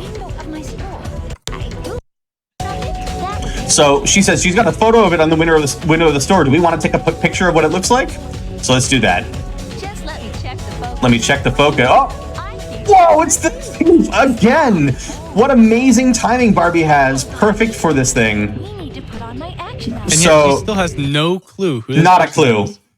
Who this thief is. So we got to figure that out still. We'll get there. We'll get there. So I'm able to skip through a cutscene. It's telling us it wants us to use our wrist glider to grapple up onto there. We're going to skip that. We're just going to run all the way through here. And head on over. Now, this is the only randomized puzzle in the game. These puzzles are like Mastermind. So it'll turn... oh, wow, this is great. If the combination is wrong, you can try There we go. It'll tell you based on the color that it puts behind it, whether or not the symbol is right or wrong, or in the wrong place, or whatever. It's Wordle. It's Wordle, but with little symbols. Yeah. Here, we just found some dye. You're never going to get that pattern in a run. Just going to say that. Yeah. That's a one in a lifetime. Yeah. It is possible to get it, to have it just be exactly correct when you first start it, though. It is absolutely possible. Yeah, so the thief, we watched the thief go in there in a cutscene that we didn't really watch. And he left the dye. Again, I'm sorry you didn't catch the thief. Whoever he is, he's very good. That's definitely one of the die. So That's what I thought. The perfume tracker. we're going to place the perfume tracker in the window. Now, we haven't been introduced to the perfume tracker yet. We don't know what that is. Nobody's told us about it. So don't worry. Now in this next level, someone's going to tell us about it so we know what it is. Because at some point in development, they reorganized the order at which you go to these levels, and this one was supposed to come first. So here we go. Now we'll learn about the thing we just used. They haven't even given it to us yet, so now we're going to get it. So I'm going to skip all the dialogue for that by mashing the compact. And by her having Barbie say the compact, it'll skip any ongoing dialogue. Now I have the perfume tracker. So I have both of these now. The perfume tracker, the way it works is that, well, you spray somebody with a gigantic, incredibly conspicuous cloud of perfume, and then it stinks so badly that you can track them from space. As far as I can tell, I can't think of any other way that it works. They just have like smell-o-vision from Futurama, you know, attached to one of the telescopes. So I think that's exactly how it works. I can't see any other way. I don't think there's any other explanation for it. So we got some smell-o-vision satellites and this incredibly stinky perfume that gives us GPS coordinates for the person. So here we're going to spray it on this lady who is the plant expert here. Hoping that somehow following her is going to help us out. And again, her poor hairline. Now, I used a gadget slide, so it triggered the gadget as soon as I start talking, and it forces it to infinitely keep using that gadget until it transfers to another cutscene here. So finally it fades out and makes us not stuck in an infinite loop. But that skipped all of the dialogue that was supposed to go on, and it skips Becky right in the corner there. You have to be really fast to see her. Becky wants to call and talk to us, and we skip all of that too. So yeah, if we hadn't had a transition there, we probably would have been stuck in an infinite loop of using the perfume tracker. So we're gonna use the compact here again, similar to the perfume tracker. You blow a giant powder amount of makeup powder into the guard's face, and he can't see anything because he's coughing too hard. And he completely forgets that you were ever there. Yeah, he forgets about it as soon as you've gone past. So don't worry, no permanent damage done. We hope. No guards were harmed in the making of Secret Agent Barbie. All right, so in this place, I'm going to focus a little bit. There's a lot of lasers to get by, so... Yeah, this is another. I think this is probably the biggest example of time save that you can get from tabbing out and sliding under these lasers. I don't know of another area which would save more time, just because traditionally, if you go through this, you're not really going to have a way to alter the cycle at all or bypass it. So you've just got to go up to a laser. If it's going down, you got to wait. Then you got to wait for it to come all the way back up. It's just really time consuming. But Paul has done this a million times. Going through it, no problem. There is a way to set it up to get perfect laser cycles where you can just basically keep on rolling through the entire thing. I didn't get it this time. It's really tough, and it requires tabbing out and back in at the right timings on previous lasers I almost touched that one, in order to affect later lasers. So... like I used an alt tab there because I knew that timing was going to make this first one go back up sooner, hitting it that way. Yeah, there's a lot to it that causes a lot of these things. It gets really, really tricky to juggle to get those perfect timings on it. So even just getting a few of these saves quite a bit of time in a run. Yeah. So it's beneficial to at least once again, we're going to take a photo of, that's right, the back of his shoulder. We've got 3 photos of this thief now. So here we're going to show off now a brand new skip that was found just last week. This saves about 20 seconds. I'm going to get Barbie stuck on her friends. So first of all, they're all walking this way. They all walk at different speeds. And because of that, we get the best camera in the game as Christy catches up. And this is not... I'm not doing anything to make that happen. It just happens. Now here, I got to pay attention to get this trick. Yeah, this one's especially volatile. I'll say, all right. If you do mess it up, they're all stuck on each other. Completely soft locks. Yeah, it'll soft lock if I mess it up. So, I'll explain what happened here.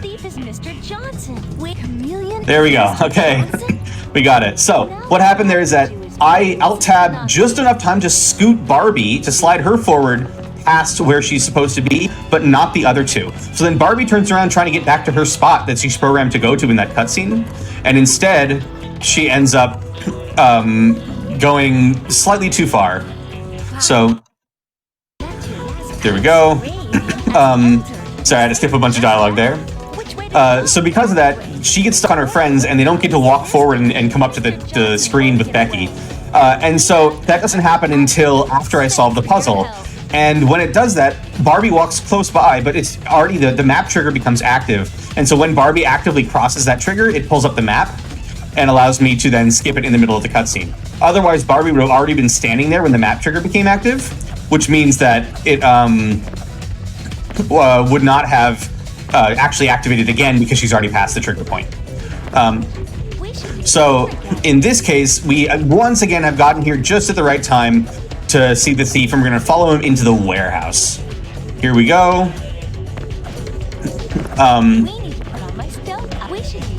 All right. we need to put on my stealth outfit. So here we come up to the infamous box jump. Oh man, box jump.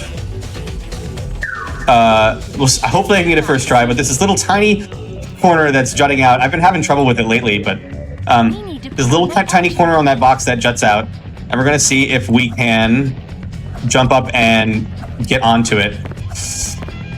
Barbie, for whatever reason, they like putting large boxes in your way and making you jump around them. So we're just going to jump around them in a way that's faster. There we go. Got it. So if you, by the way, I did a few cutscene skips there walking back and forth through that hallway. If I didn't do those cutscene skips, there is literally a 30-second cutscene of just panning around the room. That's all it is, for 30 seconds of just showing you the entire room, empty room, other than a bunch of boxes. And it's literally 30 seconds long. So they're really proud of their boxes. They're really proud of their boxes in this game somehow. Oh, I got the bad placement for the dog. So everyone remembers the Poochie from the 90s, right? Everyone wanted this toy, including this guard. He really wants to get one. Maybe it's like for one of his kids, you know.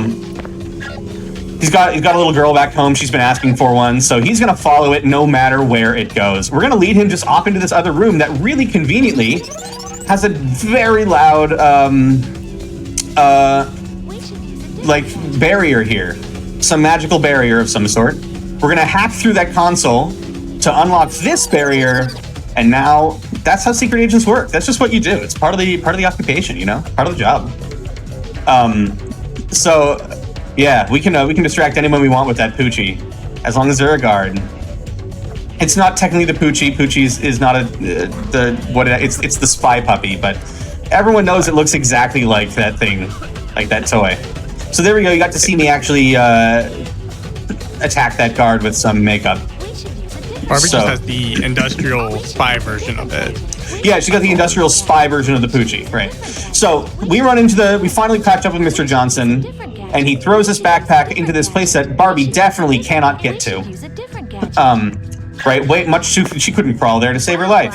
As I didn't mention before, you have to be in the right outfit to do anything in this game. You have to be in your action outfit in order to run and jump. You have to be in your stealth outfit in order to sneak and roll. So none of those outfits, neither of those have a crawl version. So she doesn't have a crawling outfit. She can't crawl. It's like Metroid, you know, let Metroid crawl. That's just impossible. If any Metroid fans know about that meme with Samus not being able to crawl. Let Metroid crawl. That's right. Mm-hmm. So what we find out here is that Chameleon, which we found out way earlier is the code name of this person trying to find all these ingredients, is Camille. And she's trying to make an invisible suit using these special magical ingredients so she can steal all the world's treasures. And she's, of course, going to announce it to the entire world because something that requires finesse and stealth is much better done once everyone knows that it's going to happen. We can make a translucent suit. Translucent is not quite invisible, just hard to see. That's my favorite line in the game, right there. Translucent is not quite invisible, just hard to see. I love this storytelling there. I'm going to be invisible, and you'll never know I'm coming. So I'm telling you I'm coming to steal all your things. Just so you know. All right. We're going to head back to Rio now.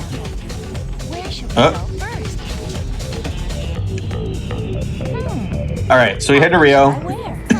We're going to head back here, and we're going to go and talk about this leaf that we found in that backpack. Now, what Mr. Johnson has told us is that he was the courier for Camille. He was running all the items back and stealing everything for her. And we know that the last item that they need is, or actually, we not yet. Hold on. First of all, I'm not going to spoil any story for you guys. Sorry about that. I almost spoiled something. We found a leaf in that backpack, and he says that leaf wasn't there when I got it. He's now on our side because Camille ratted him out. So he says that leaf was not in there, so it must have come from wherever the secret hideout is, wherever Camille took the backpack and came back from. So we're gonna go back to the plant expert to get this leaf identified and find out what kind of a leaf it is and how best to identify a leaf then to get turned around. I missed the skip. Hold on, I got this. Here we go. should look around the compact. So, The compact. We should look around. hold on, I gotta make sure I get this correct. I didn't tab out long enough, and I barely saved that. Excuse me. That's never happened before. I had to say it once. Sorry, guys. I had to say it once. Yes. I think this Here is we by go. far the worst puzzle in the game. So, yeah, this is an actual The puzzle. most pieces, I think it's the most randomized as far as like the amount of rotations you have to do and the locations, and it likes to hide them behind your rotation button. So you'll go to grab a piece and it'll be hidden, and you have to like play this game of where's the hitbox and try to grab the edge of the tile piece. It's great. The other thing that happens that just happened to me there was that I went to go rotate another piece, and instead I accidentally grabbed a piece that was hiding behind the rotation button. So it works both ways, and neither way is good. This has been actually a fairly decent scrambler for this puzzle. Where's the last piece? Oh, there it is, down there. I wasn't even looking all the way down there. So we got it. Not terrible. And again, we use that compact to skip all of this dialogue here. And the great thing about that is every time you have a gadget glitch going on like this, and you transition to another level, you gain control in that level. So I have control now, and it's supposed to just be a bunch of cutscenes. And that really is the cool part about it. I can walk myself now into this door, and use it to continually walk into the door to, again, skip all the dialogue that I possibly can in here. And there we go. That's the translucent suit that we have. We collected a bunch of the ingredients, but not all of them. So we found out that the fifth ingredient was some kind of rock. The kind of thing that you need to make it actually fully invisible. So we are going to go and try to grab that rock so we can have the invisible suit and Camille won't have it. So we're gonna head back to Egypt. We know that the rock is in Egypt. I don't remember how we know that, but just trust me that somehow we do. I highly recommend playing through this game. The story makes about as much sense with me telling it to you as it does in the game itself, but you get to experience it in a much more visceral manner playing through it yourself. I promise that's what you need. It is wow. The confusion is visceral is really what it is. There's a lot of head scratches. You're like, huh? Wait, what? No. Yeah. Huh? A lot of outfit changes, a lot of confusion. So we skipped this entire thing. We were supposed to solve a weird little puzzle box and stuff like that. It had a rock in it. There's the puzzle box. So Barbie's going to do this great strategy of putting it on the floor and standing behind a box. Now, you'd think that she's doing it maybe to set up somebody to try to steal it, and she'll, got you. Well, here's Camille. And... Camille! Thank you, Barbie, for kindly leading me to the last necessary ingredient for my... Kindly leading me to the last necessary ingredient. You told the world you already had the fifth ingredient. You tricked me. Right? So that's the idea. She actually wasn't planning on just catching her, apparently. She just put it down and let her pick it up. There was, like, you couldn't have, like, nabbed her at any point in that, Barbie? Guess not. No, just too slow. Yeah. Barbie's very non-confrontational. Not confrontational Barbie. Yeah. Conflict resolution Barbie should be their next game. She's like, we can talk it out. Don't worry, guys. Okay. So here we're chasing Camille once again across the rooftops as we try to head over to the final level of the game. We're going to chase her back to her secret hideout. Now, the best thing about the secret hideout is that the way we found it is actually in the Himalayas. So we're going to be inside of a mountain here in the Himalayas.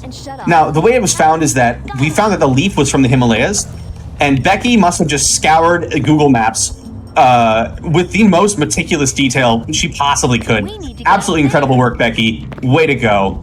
To find not just where the hideout was, just from satellite views of the entire Himalayan mountain range, but she found the back entrance to it, which is just absolutely amazing. So snaps for Becky for sure. Oh, I don't know what we would do without her. We wouldn't be able to find this place. Which is all in a cave, no less. So yeah, in a cave, and she like work. Really incredible stuff that she does. Becky is really carrying the team here. Get too close. Now, So I do want to make it known that initially, I think this was supposed to be some kind of secret island. Yeah, this is supposed to be a tropical island of some was, sort. I think that was deemed not believable enough or something along those lines. So they said, you know what? We're going to put it in the mountains of the Himalayas. Yeah. But yeah, it was originally in the game code, this level is referred to as S Island for a secret island. But it is now supposedly the Himalayas. So I got really terrible placement of my dog there. Once in a while, so both times that I used the dog, I got the same issue, which is that sometimes when you place this dog, if it doesn't find a location where it can place the dog, it'll turn Barbie to a weird direction and place the dog there. And I got that, and then the dog got stuck on Barbie. So, because you're doing it blind for this one, you cannot see any of the actual coordinates for anything going on. Yeah. So unfortunately, done by just looking at the arrow on the map and hoping it lines up right. And the minimap, of course, doesn't show any of the boxes or any of the position of Barbie or anything like that. It shows the guards. And when you're controlling the dog, it shows where the dog is. But yeah, so unfortunately, I got both times I used the dog. Now it switched Barbie. It just switched the camera around to a really weird angle. So you'll see Barbie's facing backward, even though I had faced her this way to start it out. So just how it happens. So we lure again all of those guards who all want to get that toy for their kids right into this hole, and we leave them there. I'm really hoping we don't see it in the game, but we're really hoping that we get to. They get let out of there because we don't want those guards to be left in. They're just following somebody else's duties. They may be part of the bad guys, but they're not that bad. So we hope they're just not locked in there forever. So they say this tunnel is filled with lots of guards and traps. It's not. It's filled with lasers and cameras, but not guards. There's not a single guard in this tunnel. You may wonder why Barbie is gliding here. Why is she gliding? It's because I am not supposed to be in my action outfit right now. I'm supposed to be in my stealth outfit. And my stealth outfit, or my action outfit, does not have a sneaking animation associated. So it uses just the first frame of the sneaking in position. And that's about it. And then otherwise it just lets me glide. So we're running through here and we run into these guards. Who have been developing these chameleon glasses that let you see someone in an invisible or translucent suit, so that if Barbie tries to mess up their plans, Camille will be able to see her using those chameleon glasses. So obviously, we know what we have to do, gang. We have to go and find those chameleon glasses so we can see Camille. So isn't this the plot to some big heist movie? They create some problem and then sell them the solution to the issue that they created? Maybe? Can I get it? That's what yes, it feels okay. like. Double laser jump. Playing it from both sides. Yeah, it definitely feels like that to some degree, but so here we go. I did the double laser jump. That's a pretty precise trick. So let's see. So we are first going to use our pink vision over there to trigger to skip a cutscene here. And now we have to solve one more puzzle here. It's again always the same solution. It's 3, 4, 1, 2, 5. So we're gonna get this going. All right, and we've got to the box that has the chameleon glasses right in that box. So we grab the chameleon glasses. We're gonna turn around. See if I can get this. 1, 2, 3, 4. Nah, okay. I was slightly early. If I can trigger it exactly right after Becky starts talking, it's really fast. But whatever, you just do it again. And I watch Camille's legs as she walks through to get my cue, but it's a tough cue. All right. So we are we're now chasing Camille. She stopped and waited for us, which is very nice. But she went a little too far forward. We can just trigger this glider from back here. And we jump over her? Somehow she's still in front of us as far as the game's concerned, but we definitely have just bypassed her. We're like, nah, see ya! I don't know what Barbie's really thinking here. That's definitely not the best way to catch somebody. You gotta head him off at the pass. Head him off at the pass. That's right. So that's what we're gonna do up here. We're gonna head her off at the pass. So here we go. All the way up to here, we have. She somehow got back ahead of us, as you can see. So she runs in there. We are going to do a nice little skip here, where we will walk off the edge, and when it respawns us back on top, we will back up into the door, and that gives us control in the next room. I don't know why, but I guess we overlap some aspect of respawning with some aspect of opening the door, and it says, yeah, that's good enough for me. So I'm going to be able to move around here while it's setting up. I'm not going to try to make the jump to this platform. It's really difficult to do without being able to see it. So nice. And time is going to be coming up here really soon. So we're going to drop through this hole here and go ahead, and finally we'll be in the last area where we get to catch Camille and not let her get away. So here we go, and time. Hey, Barbie, you win. All right. GG. That was Secret Agent Barbie. We caught Camille just by standing next to her. And Well, guys, yeah. I feel like this was just a big setup by Camille for her to play a game of tag. Just Because she kind of waits for you to catch up, and then, when True. you finally catch her, she's like, okay, I'm done. Great job, yeah, everyone. well, yes, you caught me. Another mission accomplished. Maybe now we'll all have a chance to catch up on some of that fun we've been missing. Okay, I'm gonna pause the game there because there's an incredibly loud sound of a jet flying overhead if I don't do it. So we're gonna stop here. Thank you so much for letting me run this. I think this one went pretty well. This is a pretty fun run. I missed some of the things I'd like to get, but I definitely would recommend anybody who wants to pick up this game. I have some tutorials uploaded. You can ask any questions. I'm happy to help out. It's a really fun game. There's a lot of actual movement optimization and interesting tricks going on. It is also just a great janky game to play whenever you want to. And I want to give a shout out to Patch for teaching me everything I know about this game. So yeah, that was Secret Agent Barbie. Main menu. Awesome. Yes, that was just incredible. So much tech, so much bizarreness. It just fits into the show perfectly. Thank you so much to Ta and Mr. Fox for putting that on for us. We appreciate it. Thanks for having me. Of course. Thank you for being here. For everybody else, we have one last Barbie run in store for you this evening. So we're going to take one last break before we get to it. So feel free to stretch, maybe do a few rolls of yourself, all those rolls we saw in the game at your house safely, of course. And then we will see you on the other side in just a few short moments.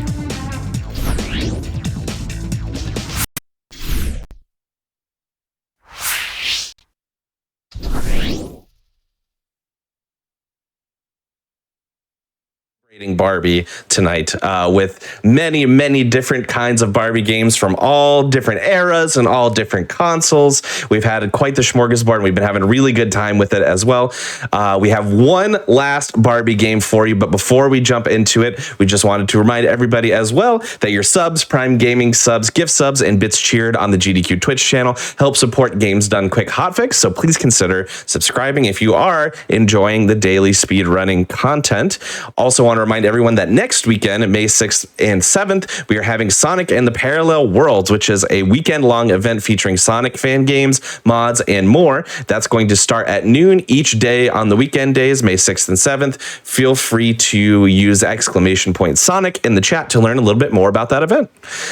Without further ado, though, it is time for the conclusion of Silly Barbie Night, and we have, of course, one of the best Barbie games there is, Barbie Horse Adventures Wild Horse Rescue, specifically the any percent no fools category, and it's going to be run by Soul Closet. So go ahead and take it away.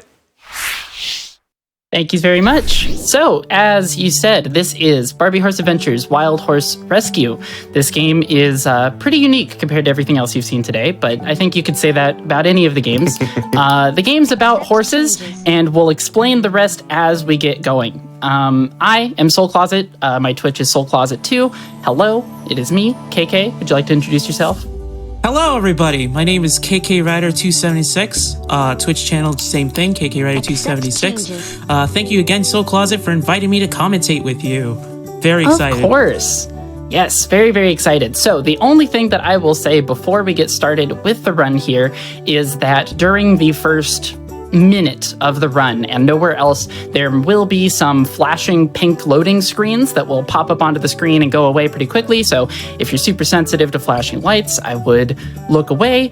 But as soon as you hear us talk about entering the first level, you're good to look back at the screen. It's just something during the intro because I'm going to be going fast, which is something we like to do. So ideally. Without further ado, I'll pop up here.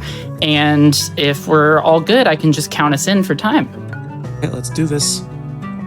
Okay, so we are going to start in 3, 2, 1, and go. Good luck. All right, so as Soul Closet rightfully said, this is gonna, it's just a lot of like pressing A through all the different menus. I'll explain them later when we're in other loading screens. As you can see, we're just loading into the stables. This is the part of the run where we're just teaching, her aunt Hepburn is teaching us how to get on and off the horse.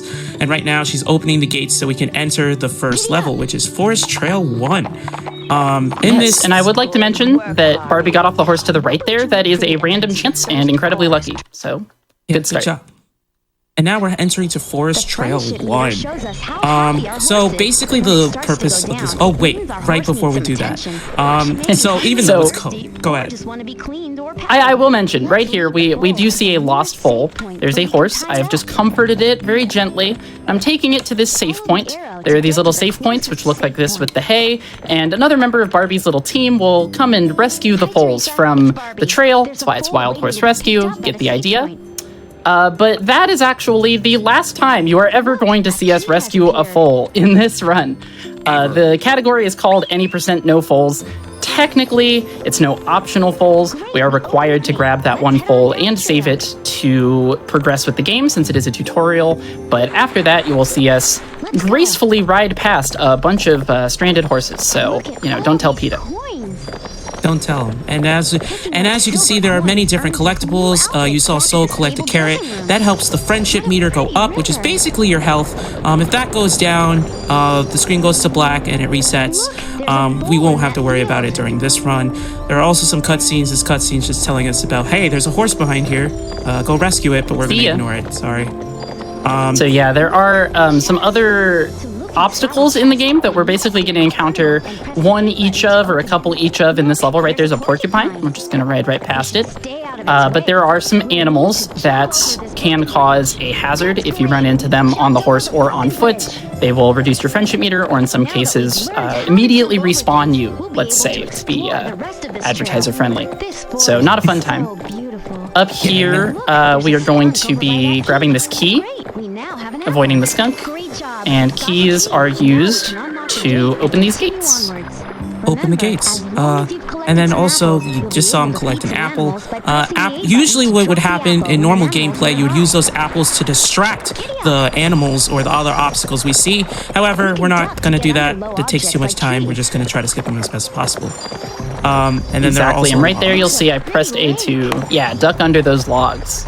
So we'll be doing that a couple times. It's pretty easy. You have a pretty wide window to do it, but if you don't do it, you get a very funny but very slow bonk animation that I hope I don't show off to you guys, but if I do, I can't even really be mad. It is very funny. And then we also pass by a chest. Chests hold other collectibles, which, by the way, you saw the coins.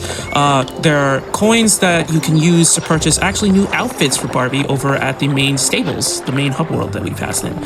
Yes. But none of those help us go fast, so we will be going fast by fully avoiding them, just like this horse that somehow got on top of a cliff. Don't ask questions. Don't ask why. Just accept that the horse is up there and keep on moving. Keep on moving. Exactly. So right here you'll see present stuff. Oh, yes, they can. There are presents that give you other cosmetic items, but we will not be seeing those throughout the run. Right here, there's a waterfall, and it's a thin area. If I tried to ride my horse forward there, I would not be able to, so I have to get off the horse and press X to grab it by the reins, which lets Barbie walk the horse through these thin areas. You'll see that a couple times in the game. And the reins are slightly elastic, which will come into play later. But right there, it's a pretty straight shot. So we're going to run up here into our first end-of-level mini-game. Yeah. So these end of level minigames at the end of all 9 levels in the game, and the first and third level of each area has a wild horse catch. So up here, I'm gonna ride up to this wild horse, and KK, if you want to explain what I'm gonna be doing when I'm listening for the audio cue after I catch it. Sure. So as Soul Closet is, he just caught the horse. Right now he's trying to listen to, they're trying to listen to a visual cue that lets him skip out of the level. Basically, as soon as Barbie says, "Great job," Soul Closet can immediately exit out. And then the next gate and we should did be get full. the trick. Yep. So Forest Trail 2 is open. We can only skip out before the cutscene starts on that first level because there's some tutorial dialogue that I assume ticks it over. Not 100% sure why that works, but it does. So we can save ourselves some time. The rest of the levels, we will have to wait for a cutscene to begin before we can do that menuing. And that menuing was just returning to stables. And the stables are the hub. Let us enter all the other levels. Yep, and now we're in Forest Trail 2. Forest Trail 2 is just very precise and very technical here. You gotta like make there are precise turns, like that bridge over there. There's gonna be a turn coming up, going up this hill to collect a key and try to optimally make it down the hill at the same time. Something I will mention is this is a new route discovered by fellow runner Swooshboy, where we go to the left of the tree here. I kind of messed it up there. But we are avoiding a cutscene trigger. There's a hole up in that tree house that we would get a cutscene telling us to save, but not saving it, so we don't need the cutscene, and we're just going to go around that tree both times to skip the cutscene trigger. That trick is new as of a couple days ago, so I'm glad I got it. Yeah, that was pretty impressive. Good job. Oh my gosh. Thank you. Oh, look at those famous logs. Yes, so many logs, the low logs. As KK was saying, Forest Trail, just in general, all 3 levels of the Forest Trail section are some of the most precise in the game. I would say they're the hardest. This level is probably the easiest of the 3, in my opinion, but still pretty difficult. Still a couple technical things we have to do. This game probably looks really easy if I do everything I'm trying to do, but the movement is, I would say, relatively complicated. Not to toot my own horn, but there's a lot going on here. If you'll notice, I'm holding the controller like this, using one hand on the analog stick and my other hand to move the D-pad for steering, and press the buttons. And the reason I do that is because of a technique we'll explain later, I think, called brake turning, where you can turn faster. And just, there's Forest Trail 2, now that we're seeing some rolling logs coming through, that'll be another obstacle we'll encounter throughout this area. As well, logs are a great thing in this Forest Trail. In this one section, as you see, we got off the horse. Soul's gonna go up the rock individually. You have to press X every time to get up the certain ledges. No, you don't, actually. Oh, my bad. You can just walk at them. So, that's why I kept, in my runs, I always kept pressing it and wondering why it wouldn't work. But there are certain edges that are That's pretty funny. No, you do just walk up certain ledges. So we're gonna grab this key and do a little quick turn there. I sort of messed it up, but we still got a relatively quick turnaround. And we're going to drop off this hill. Then when we're about halfway to the gate, I'm going to press Y to whistle for the horse. And then I'm going to move over to the middle right before I open the gate. During this cutscene happens in-engine. It is not a pre-rendered video. Oh, I made a mistake there with my horse positioning. So that was actually quite slow. What's supposed to happen, if I parked the horse in the right location, is the horse would automatically run down to me, and meet me by the gate during the cutscene, which would have saved the time of doing what I just did. Unfortunately, I positioned the horse incorrectly, and it was just a little slow. That's all right. Seems that the horse was stuck behind the rocks there. Yeah, it's a little finicky because of the jagged geometry. Right here, we're going to meet Teresa. Teresa is the first person we will be racing. So the second level of every 3-level section in the game has a race against another Barbie character. And it's on a predetermined racetrack. It's really easy. We're just going to be optimizing the 3 laps of every racetrack as much as we can. But this first one's in Teresa. So, I can't see the chat, but I hope we're getting some love for Teresa in the chat. Say hi She's to my Teresa. favorite Barbie character. Say hi to Teresa. Say hi. I've seen some Teresa love. I've seen some Teresa love. Oh, that's wonderful. For sure. Thank you. Thank you, everybody. So since the race is just to optimally do it, it's just like cut corners, especially this first one. You'll see here probably cutting up more corners and trying to get as fast as possible. Get the race done as fast as possible is 3 laps. Just going to quickly explain the main story because we didn't go over that really quick. Basically, Barbie and her friends were going up to go see her Aunt Hepburn because she owns a farm. And in the middle of the night, during a thunderstorm, it opened up the gates for where the horses were, the horses in the foals, and they escaped. So Barbie offered to go help out her Aunt Hepburn to find the horses, and that's what we're doing currently. Yes. And as we can see throughout later, some of the horses, the reason why we're racing now is because one of the horses was found by Teresa, and now she wants to race. Yeah, it's like a celebratory little, hey, we found a horse that isn't a tiny foal. Let's race. Yeah, let's test them out. And then... So, as we finish this up, I'm going to do some menuing as we enter the cutscene. Okay, so always want to try and do that as quickly as possible, returning the stables there. And the extra text boxes that you see pop up are just me declining to save the game, since saving is slow. And, I mean, I hope I don't make any mistakes. You'll be great. We shouldn't need a save file if all goes well. Thank you. I believe in so you. this level, I bet there's some missing horses there. so this level, Forest Trail 3, is, in my opinion, the hardest level in the game in terms of just technical difficulty. There's not really anything random in this level. We will go into the randomness. Actually, I could just talk about that right now. So right there, you'll see I went a little bit wider than you might expect. There was a large bear there. Large animals have a range of vision, and they can roar at you or chase you or do something to damage you from a distance, whereas small animals have to physically touch you to stop you in your tracks. So for large animals like that bear, we just take a safe path around out of the way to not get hit. Right here, we come down into the river. And the reason that I know these two logs are going to be split for me to run in between them is because this game's moving objects run on a cycle system. So all large animals, most small animals, and pretty much every moving obstacle built into the level runs on a set cycle. And if you perform the level within a certain tolerance of the same pace every time, you'll always know when things are going to show up and hopefully how to avoid them. Hopefully. Keyword. Hopefully. There are some really hard ones coming up in the game. In this level, we have a trick that doesn't really have a name, but we are going to be crossing a river with some moving logs again, but instead of the logs being spaced out enough that we can go in between them sort of long ways, we're going to be coming at them perpendicularly and just barely slipping in between two logs in sort of an S-bend pattern, which is quite hard to execute. So I'm hoping that I get it. It's pretty tricky, but it'll be coming up here in just a few sections. Yeah, well, yeah, and by the way, nice turn earlier, getting the key there. That was a nice turn. Oh, thank you. Right here, I grind against that wall to avoid the log. But what were you going to say?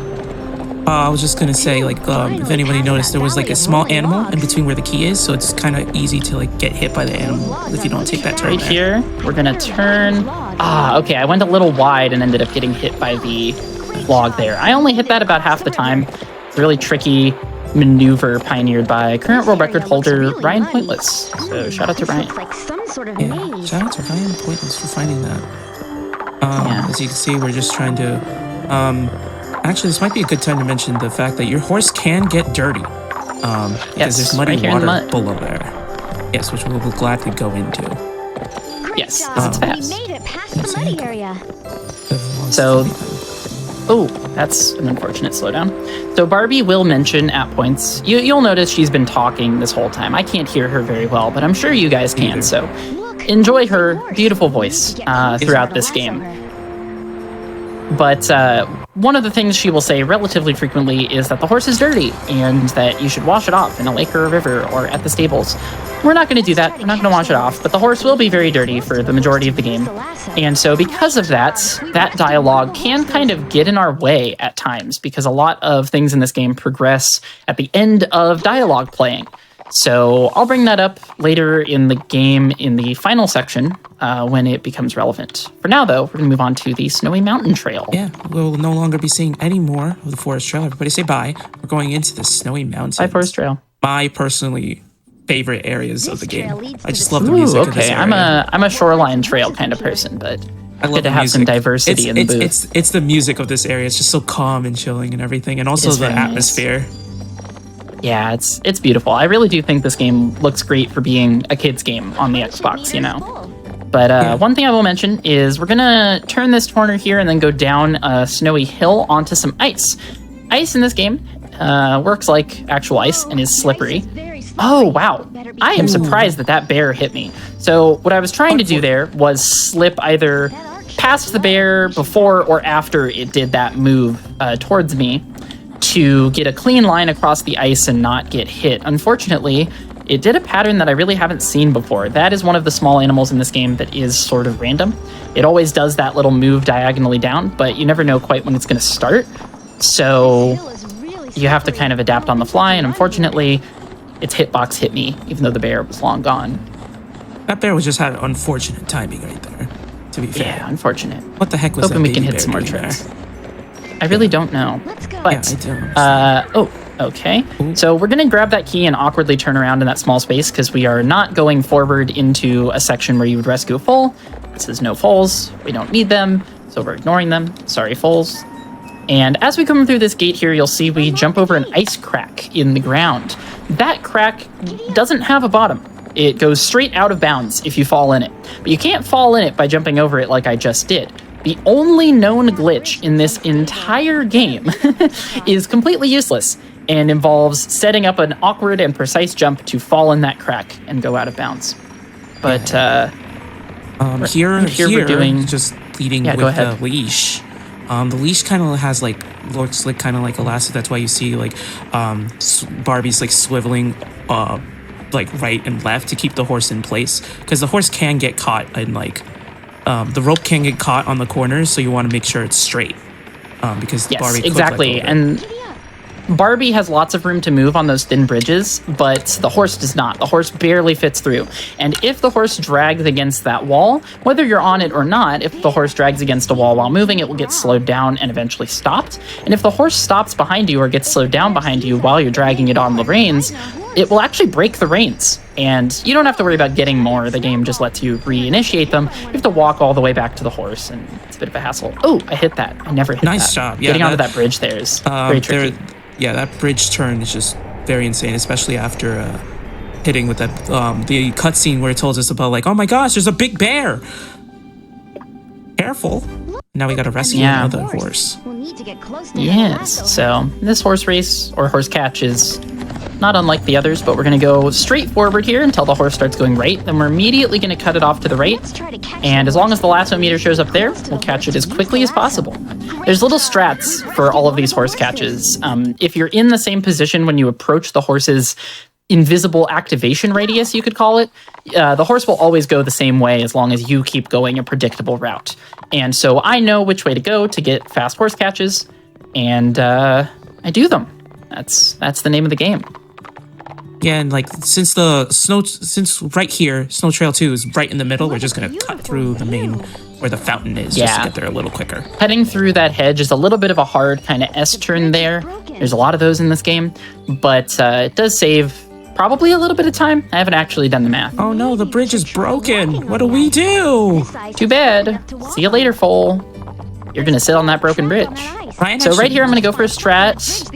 And I didn't hit it. You can kind of drift the horse there. We love drifting. You can kind of drift the horse there to get the back of it to touch that snow border on the edge of the ice, and it should give you a rocket boost forward, but it's a very, very precise trick that I'm not sure if there's a lineup for. But another thing found by Ryan Pointless. Yeah, Ryan Pointless just kind of came out of the woodworks and then just kind of discovered some new tech that we are... He showed up, spent 3 weeks playing this game nonstop, beat the world record, and dipped. And I respect him immensely for that.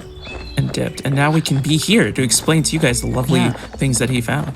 But now we're just going down. Although, I think we should explain something that anyone who plays all foals will have found that happens just back there to the left, which we will not be able to see in this run. So if you'd like to take it away while I do this movement.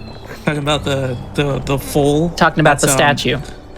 Oh, the statue, yeah. So there's a, what we didn't get to see is that there's a giant ice statue of a bucking horse near where, that corner that we missed. And near there, hidden in a cave down a ladder, is a foal that we have to rescue. Now, I don't know how the foal got there, but that's just an example of foals just randomly showing up in places where they have no business being. Mind you, Exactly. again, foals are baby horses. Yeah, they really could not do that even if they had thumbs, and they don't. But somehow, under the ice statue, it's all a conspiracy. This game, when you don't rescue the foals, you look at the scenery that's built specifically for them. There's one on the right there, too. This game's kind of desolate. It's kind of creepy when you think about it. Why didn't Christy rescue any foals, Yeah. Look at her, just there, standing there, menacingly. I mean, sitting there on a horse, menacingly. Everybody say hi to Christy. She's cool. She's actually sitting there pretty friendly. Hi, Christy. Hi, Christy. We specifically wanted to say hi to Christy. Christy's cool. Yeah, let's get some Christy love in the chat. Christy here. So coming up here is going to be the snow race, second level of the section. So there's a race as always. This one features some ice physics, which is cool and fun. If you know the route to take, it's pretty easy to do. I will give a shout out to another category of this game, all mini games. This game features some multiplayer mini games that you can play outside of your save file. And one of them is a modified version of this snow race with boosters, horseshoes that you can pick up that give you a boost. And it makes this race incredibly hard, and it's very cool. So go check out all mini games if you're interested in that. Yeah, and since this features ice, you want to try to like we mentioned earlier with Ryan in the ice in the beginning, you want to try to make it near the edges, so that way the horse is still on ground. So if you ever see my horse, if you ever see my horse kind of moving sideways or doing anything that resembles drifting, going a direction other than directly where its head is pointing, it means I'm on ice. And my goal whenever I'm on ice is to get back onto snow as quickly as possible, because we just have way more control of the horse on snow, and you also maintain speed better on snow, because this entire run, for the entire length of the run, I am basically mashing the X button, which is the speed up button. And because this game has some pretty wonky geometry on the ground, and everywhere, but especially on the ground, the horse can get caught on little slopes like that, and if you don't mash X, you'll end up going at a slow trot speed, so gotta be running. Yeah, and now we're just gonna exit out of the cutscene and enter Snow Mountain Trail 3, which is oh my goodness, it's got a little. We'll get to the bridge, because I've got things to say about that bridge. Oh boy, we will in fact get to Raccoon Bridge. So there's a reason that we have a name for it, and we call it Raccoon Bridge. It's a bridge with 3 raccoons on it. Makes sense. Easy to understand. What you won't understand is the amount of times that very, very good pace runs of this game have been killed due to these 3 raccoons. So I'm going to try my best to avoid getting hit. Yeah. And we actually pulled it off. Let's go. Let's go. 0 for 3. Wow. So for some reason, that's really hard. So like we mentioned before, there's usually cycles for everything in this game. But for some reason, and that with those raccoons, the third one especially, sometimes it'll just be so close to you that you'll hit it.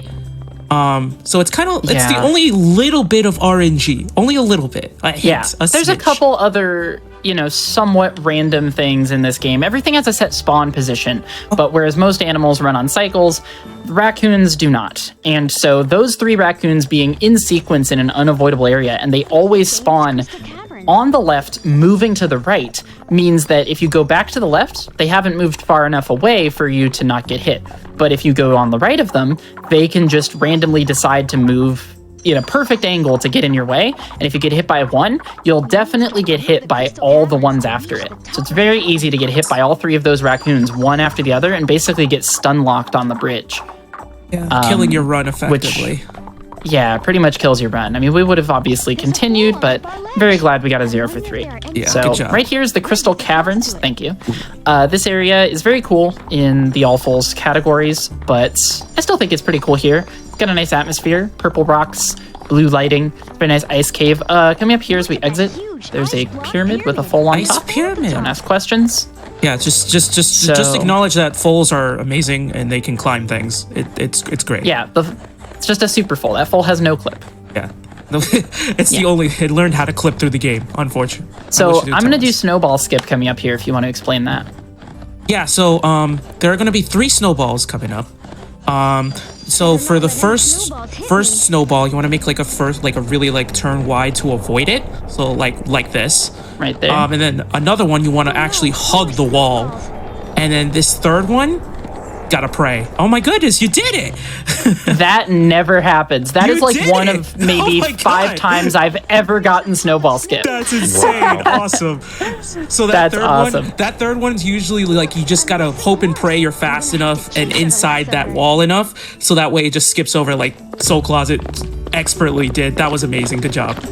Thank you. Yeah, that was yet another trick discovered by Ryan. Very, very precise, because you have to be on pace for the entire level to get on the right part of the cycle, and then you have to hope that the third snowball moves just in the right way for it not to hit you when you take the optimal line. So, yeah. That'll be Very, the very end tricky. of the snow trails. Now we're gonna head to so we're your moving on favorite to- area of the game. Yes, Shoreline Trail. So, nice, summery, beachy area, very fun. This area features the ocean and turtles and grass. Horseflies. Gotta love them horseflies.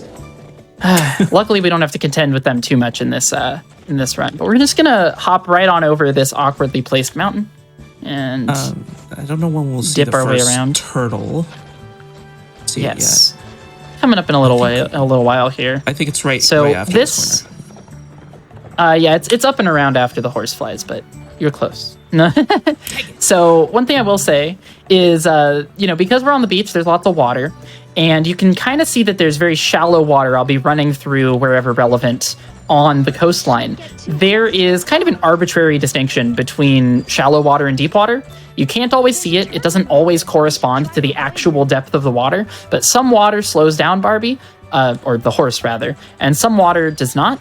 And we want to cut corners through the shallow water and avoid going in the deep water at all costs. Right there, we saw a turtle. Turtles in water move fast, but coming up here, you'll see a turtle sitting on the sand that moves just laughably slow. You're funny. So we're going to avoid him entirely. It's a poor turtle. Leave him alone. Poor turtle. Well, turtle. we're already avoiding the foals, Maybe that's Barbie has some kind of vendetta against animals, but isn't mean, doing anything. She's very passive about it, because otherwise that would be cruel. Oh, look at this foal. Just randomly here with a bunch of seagulls. Am I right? Yeah, like hundreds of seagulls. Seagulls. The fun thing about these seagulls is when you run near them, they scraw and they fly away. That is a minigame in the minigames section of the game, but for the purposes of this run, we're just gonna run through the fastest ones to run through and fully avoid the rest, leaving the foal scared. Yeah. The more I talk about it, the more I feel a little bad. Yeah, and just a quick thing about that foal in particular. That foal will not be rescued until you clear out basically all the seagulls. Yes, which we exactly. You didn't do. cannot comfort it to take it to the safe point until you clear out all the seagulls. So right here, this is a normal horse catch in terms of the movement, as long as I don't make a mistake here, which hopefully will not do. You'll also notice the game got really loud. This game just gets quieter and louder, sort of randomly between levels. Yeah, Okay, just really out of hoping the nowhere. cutscene starts here. Awesome. Okay, so that black screen was the start of the cutscene. What can happen there is, like we were talking about earlier, Barbie can tell you that the horse is dirty and give you a pretty long voice line about how you can clean it off, because you're a child and you don't know. The problem with that is that she can say it after you catch that horse, but before the cutscene starts, which is a 5-second unavoidable time loss that happens completely randomly. So, very glad we didn't get that there. And now we're entering Shoreline Trail 2, which is your favorite level. Yes, it is. I love Shoreline Trail 2. I have found a couple of small optimizations in this level, such as this little route right here that avoids jumping that second log, and something that isn't a skip, but we're going to call boat skip, that I will show you guys later when I do it. Love the boats. But in the meantime, you can see some seals over there. They're large, but they behave like small animals. They don't see you from a distance. They don't yell at you. They will just kind of chase you if you go near them and hurt you only if you touch them. So we don't have to be too concerned about them. Yeah, the game wants us to go where the seals are, but as you saw Soul Closet do, instead just walk towards where the water is. But not because so it's shallow close. water. Yeah. Yeah, so I'm going to try and cut this rock. Okay, that's really precise. It doesn't look like it, but everything in this game has an invisible wall around it that goes outside its visual texture. So if you see me like running around and kind of doing wide turns that look like they don't need to be wide turns, it's probably a function of the horse's turn radius and invisible walls. Right there in that room, you saw some ropes hanging over there. That is a really cool foal puzzle that I'd just like to shout out, even though we won't be I was going to do it if you weren't. I was going to do it if you weren't. I really like that one. It's very cool. What you do is you basically you put on your little Tomb Raider suit, not literally like in Secret Agent, but you're taking upon the role of an adventurer, let's say, and rope hang climbing across that overhang to rescue a foal using a moving platform and a little puzzle. So very fun. Yeah, Barbie does some crazy skip. things in this game to rescue. You see a boat? Foals. We're just going to go to the left. That's boat skip. Going left is a skip now because I said so. Yeah. So you know what? We can take saves... all the skips we can get in this game. Yeah, this game has no glitches except that one useless one. It has no skips except like 2 or 3. It's man, I'm desperate, I've been running this game for 6 years. We need something. It is wild to me that there are games out there like Super Mario Odyssey that have like really good glitches, and then Barbie Horse Adventure Wild Horse Rescue is the one that's like perfectly optimized, doesn't have barely any glitches. The developers of this game, they went way too hard. They maybe they shouldn't have let him cook. We need some glitches, They cooked too hard. They cooked a 5-course meal because I love this game. But as we come up here, this is the second level, so predictably we will be doing a race at the end of it against Miss Hepburn herself, which brings forward some interesting ideas. One, boo, we don't like Miss Hepburn. Yeah. Everybody. I don't know why we don't like Miss Hepburn. Don't say hi to Miss Hepburn. Don't say hi to Miss Hepburn. Yeah, bye Miss Hepburn. When I beat you in this Bye. race, ooh, there we go. Literally asked us to rescue the horses, and yet somehow is in the second to last area. Yeah, how did you do that? How did you do that? Gosh. So what I will say is that this race has a lot of awkward geometry. As we've explained, going up and down slopes can affect the horse's speed. So even though I'm mashing X, you're going to see a lot of weird slowdowns and speed ups. It's awkward, but it's consistent. So as long as we edge her out after this next turn, we don't have to worry about Miss Hepburn for the rest of the race. And yeah, we're good. I'm just going to take straight lines through the water. I think that we should take this time to maybe clue the viewers in on the conversation we were having just before the run about perhaps the conspiracy surrounding the foals and Miss Hepburn. Oh, of course. Yes, please go ahead. Yeah. So there's a conspiracy, one could say, among players of Wild Horse Rescue that the only reason that the foals are trapped in such strange and convoluted places that they couldn't get themselves into on this one woman's property where she is the sole maintainer of the land is perhaps that she put them there. The story is there was a thunderstorm, but and we may have seen a cutscene, but could have been tampered. Yeah, I mean, we skipped the cutscene. Who knows if that really happened? Exactly. If you skip, then it didn't happen. So and maybe she just put them there. She just happens to find one of the second to last horses in a beach, no less. Yeah, and this is the ocean, so she couldn't have come from a different direction. She had to come the same way that we did to get here before us. But she's in the hub when we're in the hub, so she got here before us after we left. Very interesting. Very interesting, honestly. And again, so I gotta go back to that horse on the ice, like an ice sculpture. Yeah, with the ice statue. It's like, what is that for? Oh, that was a very quick pause there. Only a couple of frames, I think. So we are approaching the last level in the game, Shoreline Trail 3. So time will be at the end of this level, but in the meantime, we've got a very scenic little boardwalk along the beach to not really explore, but take a look at from a distance, maybe. There's some stuff to do up there that we don't need to do, so we won't be doing it. And this last level is pretty much just get to the end. There isn't a whole lot of obstacles in our way. There's not many obstacles in our way. You just got to make some quick turns here and there, and it's literally just get to the cave at the end.